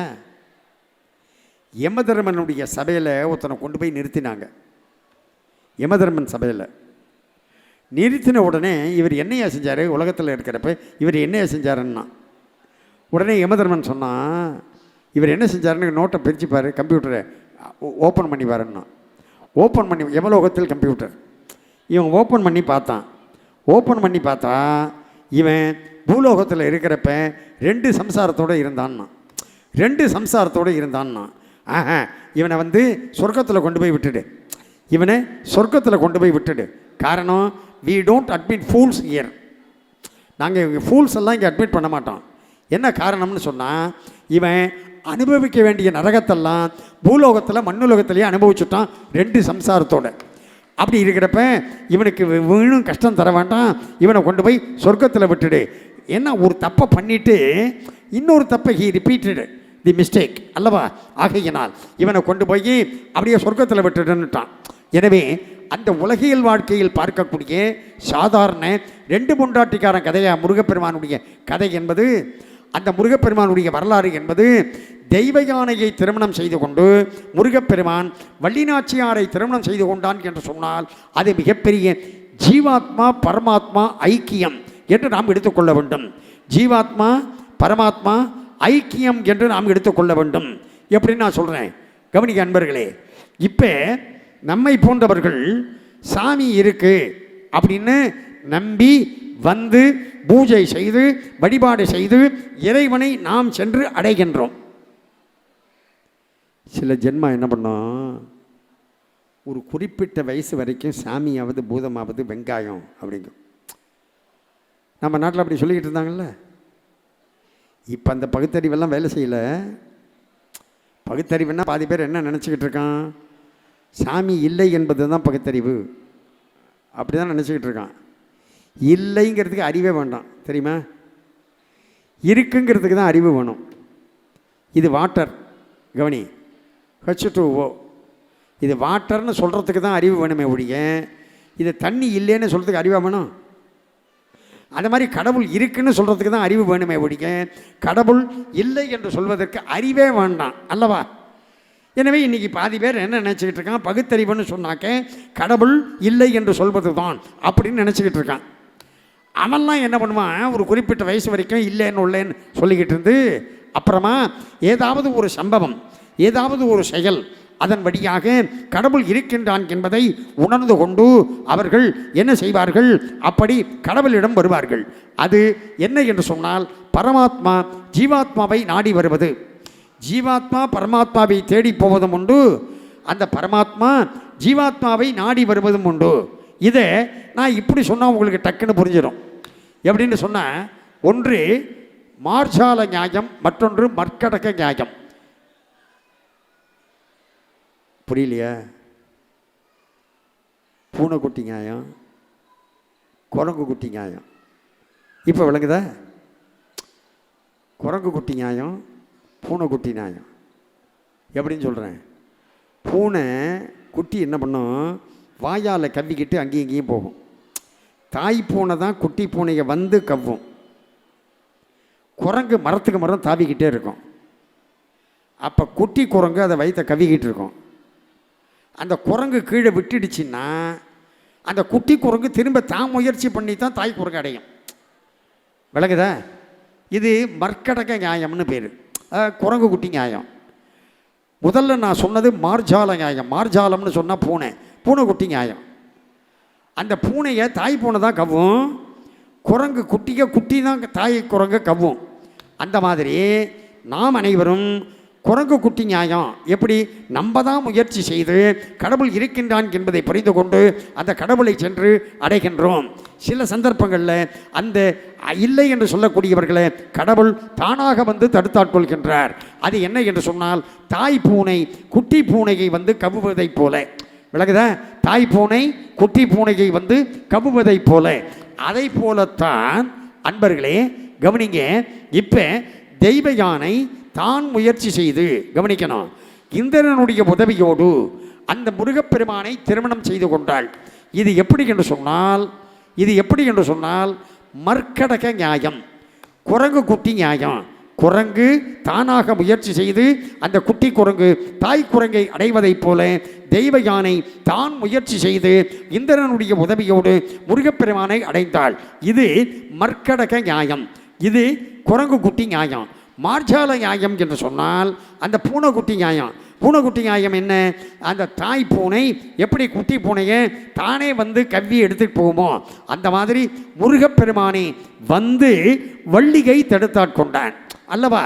எனவே ஜீவாத்மா பரமாத்மாவை தேடி போவதும் உண்டு, அந்த பரமாத்மா ஜீவாத்மாவை நாடி வருவதும் உண்டு என்ற இரண்டு அற்புதமான தத்துவங்களை காட்டக்கூடியது தான் தெய்வ யானை திருமணமும் வள்ளிநாச்சியாருடைய திருமணமும். அதை நம்ம வள்ளிநாச்சியாருடைய கல்யாணத்தில் பிரத்யட்சமாக பார்க்கலாம், நிதர்சனமாக பார்க்கலாம். வள்ளியானவள் திணைப்புணம் காத்து கொண்டிருந்தாள். வள்ளியானவள் திணைப்புணம் காத்து கொண்டிருந்தாள். இங்கே நார்த்தார்காட் டிஸ்ட்ரிக்டில் வேலூருக்கு பக்கத்தில் வள்ளிமலை என்று இருக்கின்றது அல்லவா? உங்களுக்கெல்லாம் தெரிஞ்சிருக்கும் வள்ளிமலை. அந்த வள்ளிமலையில் பார்த்தீங்கன்னு சொன்னாக்க இன்றைக்கும் முருகப்பெருமானுடைய பாதம் பதிந்த அந்த திருவடி சுவடு இன்றைக்கும் இருக்குது. நம்ம அங்கே போனோம்னு சொன்னாக்க அங்கே போய் முருகனுடைய திருவடியை அப்படி தொட்டு வணங்க முடியும். அந்த திருவடி சுவடு இன்றைக்கும் அங்கே இருக்கின்றது. யாருக்கு பாக்கியம் இருக்கின்றதோ அவர்கள் அங்கு சென்று அந்த திருவடியை தொட்டு வணங்கலாம். அப்படி அங்கு என்ன ஆயிற்று? அப்படி வள்ளியானவள் திணைப்புணம் காத்து கொண்டு இருக்கின்ற நேரத்தில் முருகப்பெருமான் வந்தார். எப்படி வந்தார்? வேட்டுவ கோலத்தில். என்ன வள்ளி நாச்சியார் வேட்டுவ பெண். வேட்டுவ கோலத்திலே வந்த முருகப்பெருமான் என்ன செய்தான்? நேராக கிடுகிடுன்னு வந்து வள்ளிட்ட மான் வந்ததா? சபாஷ், மான் வந்ததா? மான் வந்ததான்னா இந்த மாதிரி ரியாக்ட் பண்ணுற ஆடியன்ஸை பார்த்தா எங்களுக்கு குஷியாக இருக்கும் தெரியுமா? ஆமாம், சும்மா உம்முன்னு உட்காந்துக்கிட்டு செல்ஃபோனை பார்த்துக்கிட்டு இருக்காம இந்த மாதிரி பதில் சொல்லணும். அழகாக சொல்கிறீங்க, சபாஷ். கவனிங்க, மான் வந்ததா? மான் வந்ததான்னா என்ன அர்த்தம்? பரமாத்மா தான் இருப்பதை ஜீவாத்மாவுக்கு உணர்த்த தொடங்கின்றான். சில நேரங்களில் சில சந்தர்ப்பங்களில் நம்ம புரிஞ்சிக்காமல் இருப்போம். கடவுள் ஏதோ ஒரு செயல் ஒரு சம்பவம் வழியாக நமக்கு உணர்த்துகின்றான். அதை அப்பையும் நம்ம உணர்ந்து கொள்வதில்லை அல்லவா? அதை நாம் அப்பொழுதும் உணர்ந்து கொள்வதில்லை. அப்படி உணர்த்தி அந்த வள்ளியை இறைவன் தடுத்தாட்கொண்டான். அந்த இறைவன் தடுத்தாட்கொண்டு அந்த இறைவன் என்ன செய்தான்? நேராக திருத்தணிகை என்று சொல்லக்கூடிய இடத்தில், திருத்தணி இருக்குல்லங்க, அதான் வேற ஒன்றும் இல்லை, அதுக்கு பேர் திருத்தணிகை என்று பெயர், தணிகாச்சலம் என்று பெயர். அதாவது கோபம் தணிந்த இடம். அங்கே வந்து முருகப்பெருமான் வள்ளி தெய்வ யானை சமேதராக முருகப்பெருமான் அங்கே இருக்கின்றான். அப்படி வள்ளி தெய்வ யானை சமேதராக முருகப்பெருமான் இருக்கின்றான் என்று சொல்கின்ற பொழுது கவனிங்க, வள்ளலுடைய மனைவி வள்ளி, அரசனுடைய மனைவி அரசி, பொன்னனுடைய மனைவி பொன்னி. அதை போல வள்ளல் யார்? முருகன். அந்த வள்ளலுடைய மனைவி வள்ளி. அந்த வள்ளியாக இருக்கக்கூடிய முருகப்பெருமான் அப்படி அருளை வாரி வாரி வழங்குகின்றாளாம். யார் வழியாக? முருகன் வழியாக. புரியுதா? முருகன் வழியாக. முருகனுக்கு இருப்பது எவ்வளவு? முருகனுக்கு இருப்பது எவ்வளவு? 2 கால்கள். அந்த 2 கால்களை உடைய முருகன். ஆனால் வாங்கண்ணா, கூட்டிட்டு வாங்க. முருகனுக்கு இருப்பது 2 கால்கள். முருகனுக்கு இருப்பது கைகள் 12. ஏன் கைகளை பலவாக கொண்டான் முருகன்? யாராவது உத்தர சொல்லுங்க, சும்மா சொல்லுங்க. என்னம்மா? சபாஷ். அருளை வாரி வழங்குவதற்காக. நமக்கு கடவுள் என்ன பண்ணியிருக்கிறான்? 2 கையை கொடுத்துருக்கான். 2 கையை வச்சுக்கிட்டு நம்ம முருகனுடைய 2 காலை அப்படி பிடிச்சிக்கிட்டு கதறோம். அவன் கை இருக்கிற மாதிரியே காலும் ஏராளமாக வச்சுக்கிட்டான்னு வைங்க, என்ன ஆகும்? நம்மளால் பிடிக்க முடியுமா? எந்த காலை பிடிப்பது? இந்த காலை பிடிச்சா கல்வி கிடைக்குமா? இந்த காலை பிடிச்சா வேலை கிடைக்குமா? இந்த காலை பிடிச்சா கல்யாணம் ஆகுமா? நம்ம அப்படி இல்லைன்னு பிளான் பண்ணுவோம். அதுக்காக முருகன் என்ன செய்தான்? 2 கால்களை கொண்டான்.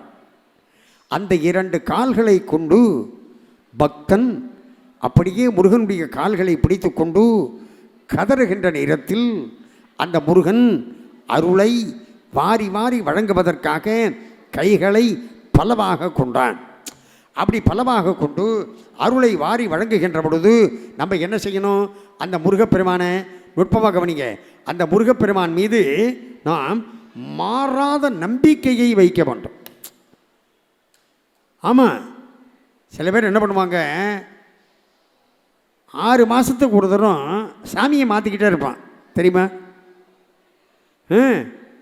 ஒரு 6 மாதம் வரைக்கும் ஒரு சாமியை கும்பிடுவான். அதுக்கப்புறம் இந்த சாமிக்கெல்லாம் சக்தியே இல்லையா சார், இந்த சாமிக்கு தானா சார் அப்படின்னு அப்படியே சாமியே மாற்றிடுவான். அது ரொம்ப தப்பு. வழிபாட்டில் உறுதி என்பது வேணும். அபிராமி பற்ற சொல்கிறாரு, பணியேன் ஒருவரை என் பத்மபாதம் பணிந்த பெண்ணே, உன் திருவடி தாமரையை நான் வணங்கியதற்கு பிறகு வேறு எந்த தெய்வத்தையும் வணங்க மாட்டேன். வழிபாட்டில் உறுதி வேணும் இல்லையா கார்த்தி? கவனிங்க, வழிபாட்டில் உறுதியானது வேணும். ஒருத்தர் என்ன செஞ்சார், இந்த வாட்டர் டிவைனர் கேள்விப்பட்டிருக்கீங்கள? நம்ம வீட்டு தோட்டத்தில் கிரவுண்டில் தண்ணி எங்கே இருக்குன்னு கண்டுபிடிச்சி சொல்லுவார். தெரியுமா அந்த விஷயம்? அதாவது கையில் தேங்காயை வச்சுக்கிட்டு, சபாஷ், அப்படி தேங்காயை அப்படி கையில் வச்சுக்கிட்டு நம்ம கிரவுண்டில் அப்படி சுற்றி வருவார். எந்த இடத்துல நீரோட்டம் இருக்கோ, வாட்டர் எந்த இடத்துல ஃபோர்ஸ் இருக்கோ, அந்த இடத்துல அந்த தேங்காய் படுத்திருக்கிற தேங்காய் அப்படி நிற்கும். உடனே அந்த வாட்டர் டிவைனர் என்ன பண்ணுவார், இந்த இடத்துல தண்ணி தோணுங்க, இந்த இடத்துல போர்வெல் போடுங்க, தண்ணி வரும் அப்படின்னு. அந்த மாதிரி ஒருத்தர் என்ன செஞ்சார், ஒரு வாட்டர் டிவைனரை கொண்டு வந்து அவர் அப்படி அந்த தோட்டத்தில் காமிக்கிறார். தோட்டத்தில் காமிச்ச உடனே அந்த வாட்டர் டிவைனர் ஒரு இடத்த காமிச்சார். இந்த இடத்துல நீங்கள் தோண்டுங்க, இந்த இடத்துல நீங்கள் தோண்டுங்க, 120 அடி போர் போடுங்கன்னார். எவ்வளோ படி? 120 அடி. இவரும் போர் போடுறார். போர் போட்டு முடிஞ்சு தண்ணி வரலன்னார். உடனே அந்த வாட்டர் டிவைனர் கேட்டார், ஏன் சார் நான் தான் சொன்னேன்ல 120 அடி போடுங்கன்ட்டு. ஆமாம் சார், நான் 120 அடி போட்டேன். எங்கே போட்டீங்க? தோட்டத்தில். எப்படி போட்டீங்க? இங்கே 40, அங்கே 40, இங்கே 40ன்னு 3 இடத்துல போட்டேன்னார். எப்படியா வரும்? ஒரே இடத்துல 120 அடி போட்டால் தானேங்க தண்ணி வரும் இல்லையா? இவர் 120 அடி கணக்கை வச்சுக்கிட்டு இங்கே 40 அங்கே 40 அங்கே 40ன்னு போட்டால் தண்ணி வருமா? அந்த மாதிரி வழிபாட்டில் நமக்கு உறுதியானது வேண்டும். அந்த வழிபாட்டில் உறுதி இருந்து விட்டது என்று சொன்னால் சர்வ நிச்சயமாக உறுதியாக முருகப்பெருமான் நம்மை கைவிட மாட்டான். அந்த நம்பிக்கை என்பது நமக்கு அவசியம் வாழ்க்கையில் வேணும். சில சந்தர்ப்பங்களில் நம்ம கடவுள்கிட்ட வேண்டிப்போம். வேண்டிக்கிட்டு கடவுள் நமக்கு அதை கொடுக்க மாட்டான், என்னமோ கொடுக்கல. அந்த கொடுக்காமல் இருக்கிறப்ப அந்த கடவுளை பார்த்து நம்ம என்ன பண்ணுவோம்? வசனமாக பேசுவோம். உன்னை நான் எவ்வளோ தூரம் கும்பிட்டுருப்பேன், எவ்வளவு சஷ்டி விரதம் இருந்திருக்கேன், எவ்வளவு தூரம் சாமி கும்பிட்டுருக்கேன் அப்படின்னு. கடவுள் நமக்கு அப்போ ஏன் அதை கொடுக்கல தெரியுமா? கவனிங்க. இப்போ ஒரு குழந்தைக்கு 2 மூக்கும் கங்கையும் காவிரியுமா போயிட்டுருக்கு. கங்கை காவிரியும் அரசாங்கம் இணைக்க முடியல, ஆனால் இந்த குழந்தை இணைச்சிருச்சு. 2 மூக்கும் கங்கையும் காவிரியுமா போயிட்டுருக்கு. அப்போ வாசலில் குல்ஃபி ஐஸ்கிரீம் காரன் போய்கிட்டுருக்கான். அதை பார்த்த உடனே குழந்தை என்ன பண்ணிச்சு? Ice cream ice cream ice cream. அம்மாக்காரிக்கு தெரியும் குழந்தைக்கு இப்போ ஐஸ்கிரீம் வாங்கி கொடுத்தா ஐசியூவில் அட்மிட் பண்ண முடியும் ஆகிடும். அதனால் அந்த அம்மாக்காரி என்ன செய்வா? குழந்தைக்கு ஐஸ்கிரீம் வாங்கி கொடுக்க மாட்டாள். ஐஸ்கிரீம் வாங்கி கொடுக்கலன்ன உடனே அந்த குழந்தை அம்மாக்காரியை அடிக்கும், கடிக்கும். நீ அம்மாவா அப்படிங்கும், நீ தாயல்ல பேய் அப்படிங்கும். வசனமாக பேசும். எங்கேருந்து தான் கற்றுக்கிட்டு இருந்தில்ல. இந்த மாதிரி இப்போ அந்த தாய் அந்த குழந்தைக்கு அப்பொழுது ஏன் அதை வாங்கி கொடுக்கவில்லை? குழந்தைக்கு அது அப்பொழுது தேவையில்லை என்று அல்லவா? அதை போலத்தான் நாம் கடவுளிடம் சென்று எதையாவது கேட்டு அவர் நமக்கு கொடுக்கவில்லை என்று சொன்னால், அவர் நமக்கு கொடுக்கவில்லை என்று சொன்னால் அது அப்பொழுது நமக்கு தேவையில்லை. புரிஞ்சிச்சா? அதனால் நம்மளுக்கு பிரச்சனை வரும். ஆகையினால்தான் கடவுள் நமக்கு அது தேவையில்லை என்று கொடுக்கவில்லை என்ற ஒரு பக்குவத்தை நாம் ஏற்படுத்தி கொள்ள வேண்டும். அந்த பக்குவம் நம்மளுக்கு வந்துருச்சுன்னு வச்சுக்கோங்க, அதுக்கப்புறமா பிபி கிடையாது, சுகர் கிடையாது, எந்த பிரச்சனையும் கிடையாது. ஆனால் நம்ம என்ன செய்கிறோம்? எல்லாம் நம்மளால் தான் முடியுது, நம்ம தான் செஞ்சுக்கிட்டு இருக்கோம் அப்படின்னு நம்ம மனசுக்குள்ளே நினச்சிக்கிட்டு கடவுள்கிட்ட போய் போட்டி போடுறதுனால தான், கடவுள்கிட்ட போய் நம்ம அப்படி மல்லு கட்டுறதுனால தான் நமக்கு இவ்வளவு ப்ராப்ளமும் வந்துக்கிட்டு இருக்கு.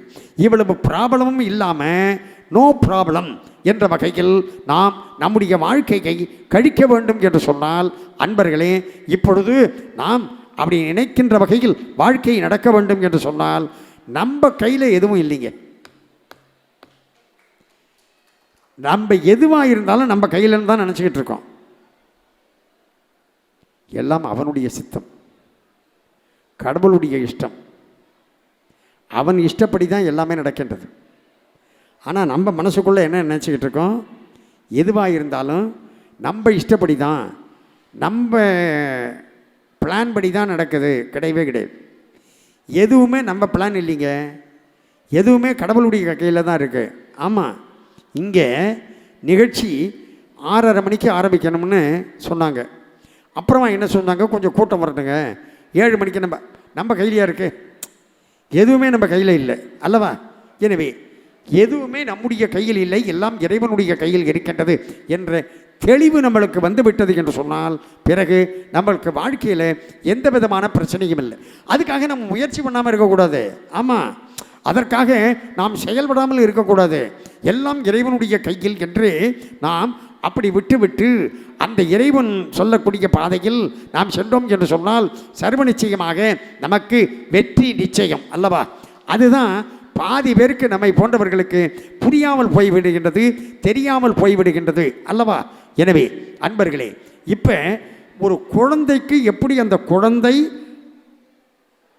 சின்ன குழந்தை அழுவுது, அழறப்ப அம்மாக்காரி என்ன செய்வா? அந்த குழந்தை அழுவதை பார்த்து கவனிக்கணும். பாலுக்கு அழுவுது. எதுக்கு அழுவுது? பாலுக்காக அழுவுது. உடனே பால் தயார் பண்ணுவா. பாலை கொடுத்துட்டு அந்த குழந்தைக்கு பால் எது கழிச்சு வர நுட்பமாக இங்கே கவனிங்க, அங்கங்கேயும் பார்க்காதீங்க, இங்கே கவனிங்க. பால் எதுக்கழிச்சு வரக்கூடாதுன்னு அந்த தாய் என்ன பண்ணுவா, அந்த குழந்தையினுடைய முதுகை தடவி கொடுப்பா. மற்றவெல்லாம் நம்ம தலையை தடவுவான், அம்மா காரி ஒத்தி தான் முதுகை தடவி கொடுப்பா. அந்த பால் எதுக்கழிச்சு வரக்கூடாதுன்னு அதைத்தான் அருணகிரிநாதனும் பாடுறாரு, முதுகு தடவிய தாயற்கென்று. அப்படி அப்படி ஒரு 5-10 நிமிஷம் கழித்து அந்த குழந்தை திரும்பவும் வீல் அப்படி, குழந்தைன்னா வீல் தான் அழும், சர்ஃபெல்லாம் அழாது. மேடையில் சொல்கிறப்பையும் சரி, கதையில் எழுதுறப்பையும் சரி, வீல்னு அழுதது அப்படின்னு தான் சொல்லணும். அந்த குழந்தை அப்படி வீல்னு அழுதது. குழந்தை அப்படி அழுத உடனே அந்த தாய் என்ன செஞ்சா கவனிங்க, அந்த குழந்தை கிரைப் வாட்டருக்காக அழுவுது அப்படின்னு கிரைப் வாட்டரை தேடி பிடிக்கிறா. கவனிக்கணும், கிரைப் வாட்டரை தேடி பிடிக்கிறா. உடனே அவன் அம்மா கரையும் சொல்கிறா, அந்த அம்மா ஃபோன் நினைக்குமா, ஒரு 5 நிமிஷமா. இப்போ நான் என்ன சொன்னேன் திருப்பி சொல்லுங்கள், நான் என்ன சொன்னேன்? நான் உயிரை கொடுத்து கத்திக்கிட்டு இருக்கேம்மா, விளையாட்டாக நினைக்கிறீங்க.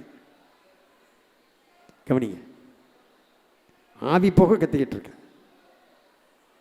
இப்போ கிரைப்பாட்டம் 3 தலைமுறையாக இந்த கிரைப்பாட்டம். அப்போ 3 தலைமுறையாக அந்த வீட்டில் யாருக்கும் வயிறு சரியில்லைன்னு புரியுதா? கிரைப்பாட்டிருக்கேன். அதுக்கப்புறம் அந்த குழந்தை அப்படி தூளியில் ஏனையில் தூங்குது. தூங்கிக்கிட்டு இருக்கிறப்ப திரும்பவும் அந்த குழந்தை வீல் அப்படின்னு அழுதுது. அழுத உடனே அந்த குழந்தை தூளியை நினைத்து கொண்டு, அந்த ஏனையை நினைத்து கொண்டு அழுகின்றதுக்கு என்று உடனே ட்ரெஸ் சேஞ்ச் பண்ணி விடுறா. கவனிக்கணும், இப்போ அந்த குழந்தை வாயை திறந்து ஏதாவது சொல்லியதா? அந்த குழந்தை வாயை திறந்து நான் பாலுக்காக அழுவுறேன், நான் கிரைப் வாட்டருக்காக அழுவுறேன், நான் தூளியை நினச்சிக்கிட்டு அழுவுறேன், வாயை திறந்தா சொல்லிச்சு? அந்த குழந்தையினுடைய அழுகுரல், அந்த தொனி, அதை கேட்டே அந்த தாயானவள் புரிந்து கொண்டு செயல்படுகின்றாள் அல்லவா? அதை போலத்தான் அன்பர்களே, இப்போ நாம் இந்த முருகப்பெருமானிடம் வந்து நிற்கின்ற பொழுதே நம்ம தோரணையை பார்த்து நம்ம எதுக்காக வந்து நிற்கிறோங்கிறத புரிஞ்சுக்கிட்டு ஒரு தாய் உள்ளத்தோடு கருணையை செய்யக்கூடியவன் முருகப்பெருமான். புரியுதா உங்களுக்கு? இப்போ நம்ம வாயை திறந்தே முருகன்ட்ட கேட்க வேண்டாம்.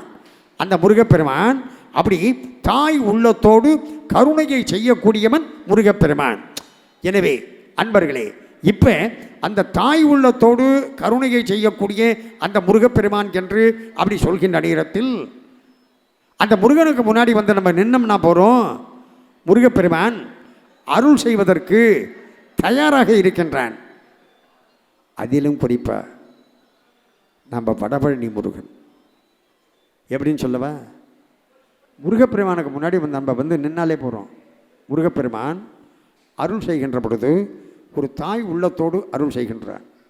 நம்ம வந்து இதை கொடு அதை கொடுன்னு கேட்கவே வேண்டாம், வந்து நின்னாலே போகிறோம். அதிலும் நம்ம வடபழனி முருகன் மூலஸ்தானத்தில் பாருங்கள், பாத அணியோடு காலில் அவர் செருப்பு போட்டு நிற்கிறார். தெரியுமா? அது எவ்வளோ பேருக்கு தெரியும்? தெரியுமா தம்பி? பாத அணியை மாட்டிக்கிட்டு இப்போ நம்ம எங்கேயாவது புறப்பட தயாரானால் தான் செருப்பை போட்டுப்போம் இல்லைங்களா? அந்த மாதிரி கூப்பிட்ட குரலுக்கு உடனடியாக ஓடி வந்து அருள் செய்ய வேண்டும் என்பதற்காக நம்ம வடபழனி முருகன் காலில் காலணியை அணிந்து கொண்டு இருக்கின்றான் என்று கூப்பிடுவது நம்முடைய கடமை, ஓடி வருவது அவனுடைய கடமை.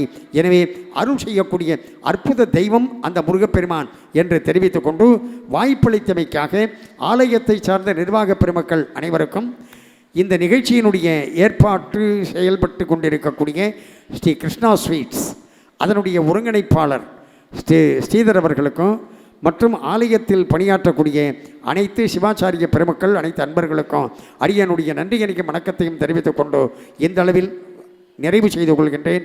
நன்றி, வணக்கம், வாழிய நலம். ஹரஹர நம பார்வதி பதகே, ஹரஹர மகாதேவா. தென்னாடுடைய சிவனை போற்றி, எந்நாட்டவர்க்கும் இறைவா போற்றி. வெற்றிவேல் முருகனுக்கு, ஆஞ்சநேய சுவாமிக்கு ஜெய். வெற்றிவேல் முருகனுக்கு அரோகரா. தமிழகத்தில் எவ்வளோ பேச்சாளர்கள் இருந்தாலும் திருவாசகத்தில் ஒரு வரி வரும். சுவாமி வந்து நமக்கு வந்து எப்படி இனிப்பு கொடுப்பாருன்னா, இனிப்பை சாப்பிடலைன்னா அடிப்பேன் அப்படின்னு வந்து கொடுப்பாராம். அடித்து அடித்து அக்காரம் தீட்டிய அப்படின்னு திருவாசகத்தில் ஒரு வரி வரும். அது மாதிரி ஒரு நல்ல செய்திகளையும் பசுமரத்தில் ஆணி அடிக்கிறது போல் அப்படின்னு சொல்லுவாங்க. பசுமரத்தில் மட்டும் இல்லை, காஞ்ச மரத்துலையும் ஐயா வந்து ஆணி அடிக்கிற மாதிரி சொல்லுவாங்க. அந்த நிலையில் மிகவும் நம்முடைய திருக்கோயிலுக்கு நெருக்கமான அன்பர் நம்முடைய ஐயா. எல்லா உற்சவங்கள்லையும் ஐயாவுடைய பேச்சை கேட்கலாம். ஒரு தலைப்பும் ஒரு பேச்சும் குருநாதர் உட்காந்து நமக்கு வந்து உபதேசம் பண்ணுற மாதிரி இருக்கும். அந்த நிலையில் அதே திருவாசகத்தில் இன்னொரு பாட்டில் வாழைப்பழத்தின் மனம் கனிவித்து அப்படின்னு திருவாசகத்தில் ஒரு வரி வரும். நம்ம எல்லாரும் நிறைய வந்து வாழைப்பழம் சாப்பிட்ருப்போம். ஆனால் இது மாம்பழ சீசனு. வாழைப்பழத்தில் மொந்தம்பழம்னு சொல்லிட்டு ஒன்று சொல்லுவோம். அது மாதிரி பிரம்மாவுக்கு நிகராக சொல்லக்கூடிய பழம் வந்து பூமன் பழம். அதுதான் இப்போ நம்ம பூவம்பழம் சொல்லிட்டு இருக்கோம். மொந்தம்பழம் சொல்கிறோம்ல, அதுக்கு உண்மையான பேர் முகுந்தன் பழம். சரிங்களா? அதை மாதிரி சாட்சாத் சுவாமியே வடிவமாக இருக்கிறது பேயன் பழம். பேயன் பழத்தில் ஃபுல்லாக பார்த்தீங்கன்னா விபூதி சாத்தின மாதிரியே இருக்கும் அந்த வந்து வாழை மரம் முழுக்க. திருநெல்வேலியில் ஒரு பழக்கம், திடீர்னு ஒரு சவுண்டு வந்துச்சு அப்படின்னா பேயன் வாழை தோட்டத்தில் விழுந்த மாதிரி அப்படின்னு சொல்லிட்டு ஒரு சொல்லோட சொல்லுவாங்க. அதை மாதிரி ஒரு சொல்லும் ஐயா வந்து மனசு மூளை உள்ளம் அப்படிலாம் சொல்லுவாங்கள்ல, அது மாதிரி உணர்வு சார்ந்த விஷயங்களாக சொல்லி நம்மளை நெறிப்படுத்திட்டு இருக்காங்க. அந்த வகையில் நம்முடைய வடபழனி ஆண்டவர் திருக்கோயிலுடைய பிரசாதத்தை ஐயாவுக்கு அழித்து திருக்கோயிலின் சார்பாக நாங்கள் எல்லாரும் வந்து மட்டற்ற மகிழ்ச்சி அடைகிறோம் அப்படின்னு சொல்லிக்கிறேன். திருச்சிட்டம்பலம். கண்டார்ந்த மனம் கவரும் உண்டிதமாம் சிரத்தழகும் காண காண கொண்டாடத்தக்க திருநீற்றழகும் கண்டிகையின் கோலச்சீரும் பண்டாய நான்மறை கோவணச்சீரும் கொண்டு வடபழனி மேவும் தண்டாயுதப் பெருமான் திருவடிக்கே அகம் குழைந்து தழைந்து வாழ்வாம். வெற்றிவேல் முருகனுக்கு அரோகரா, வடபழனி ஆண்டவருக்கு அரோகரா.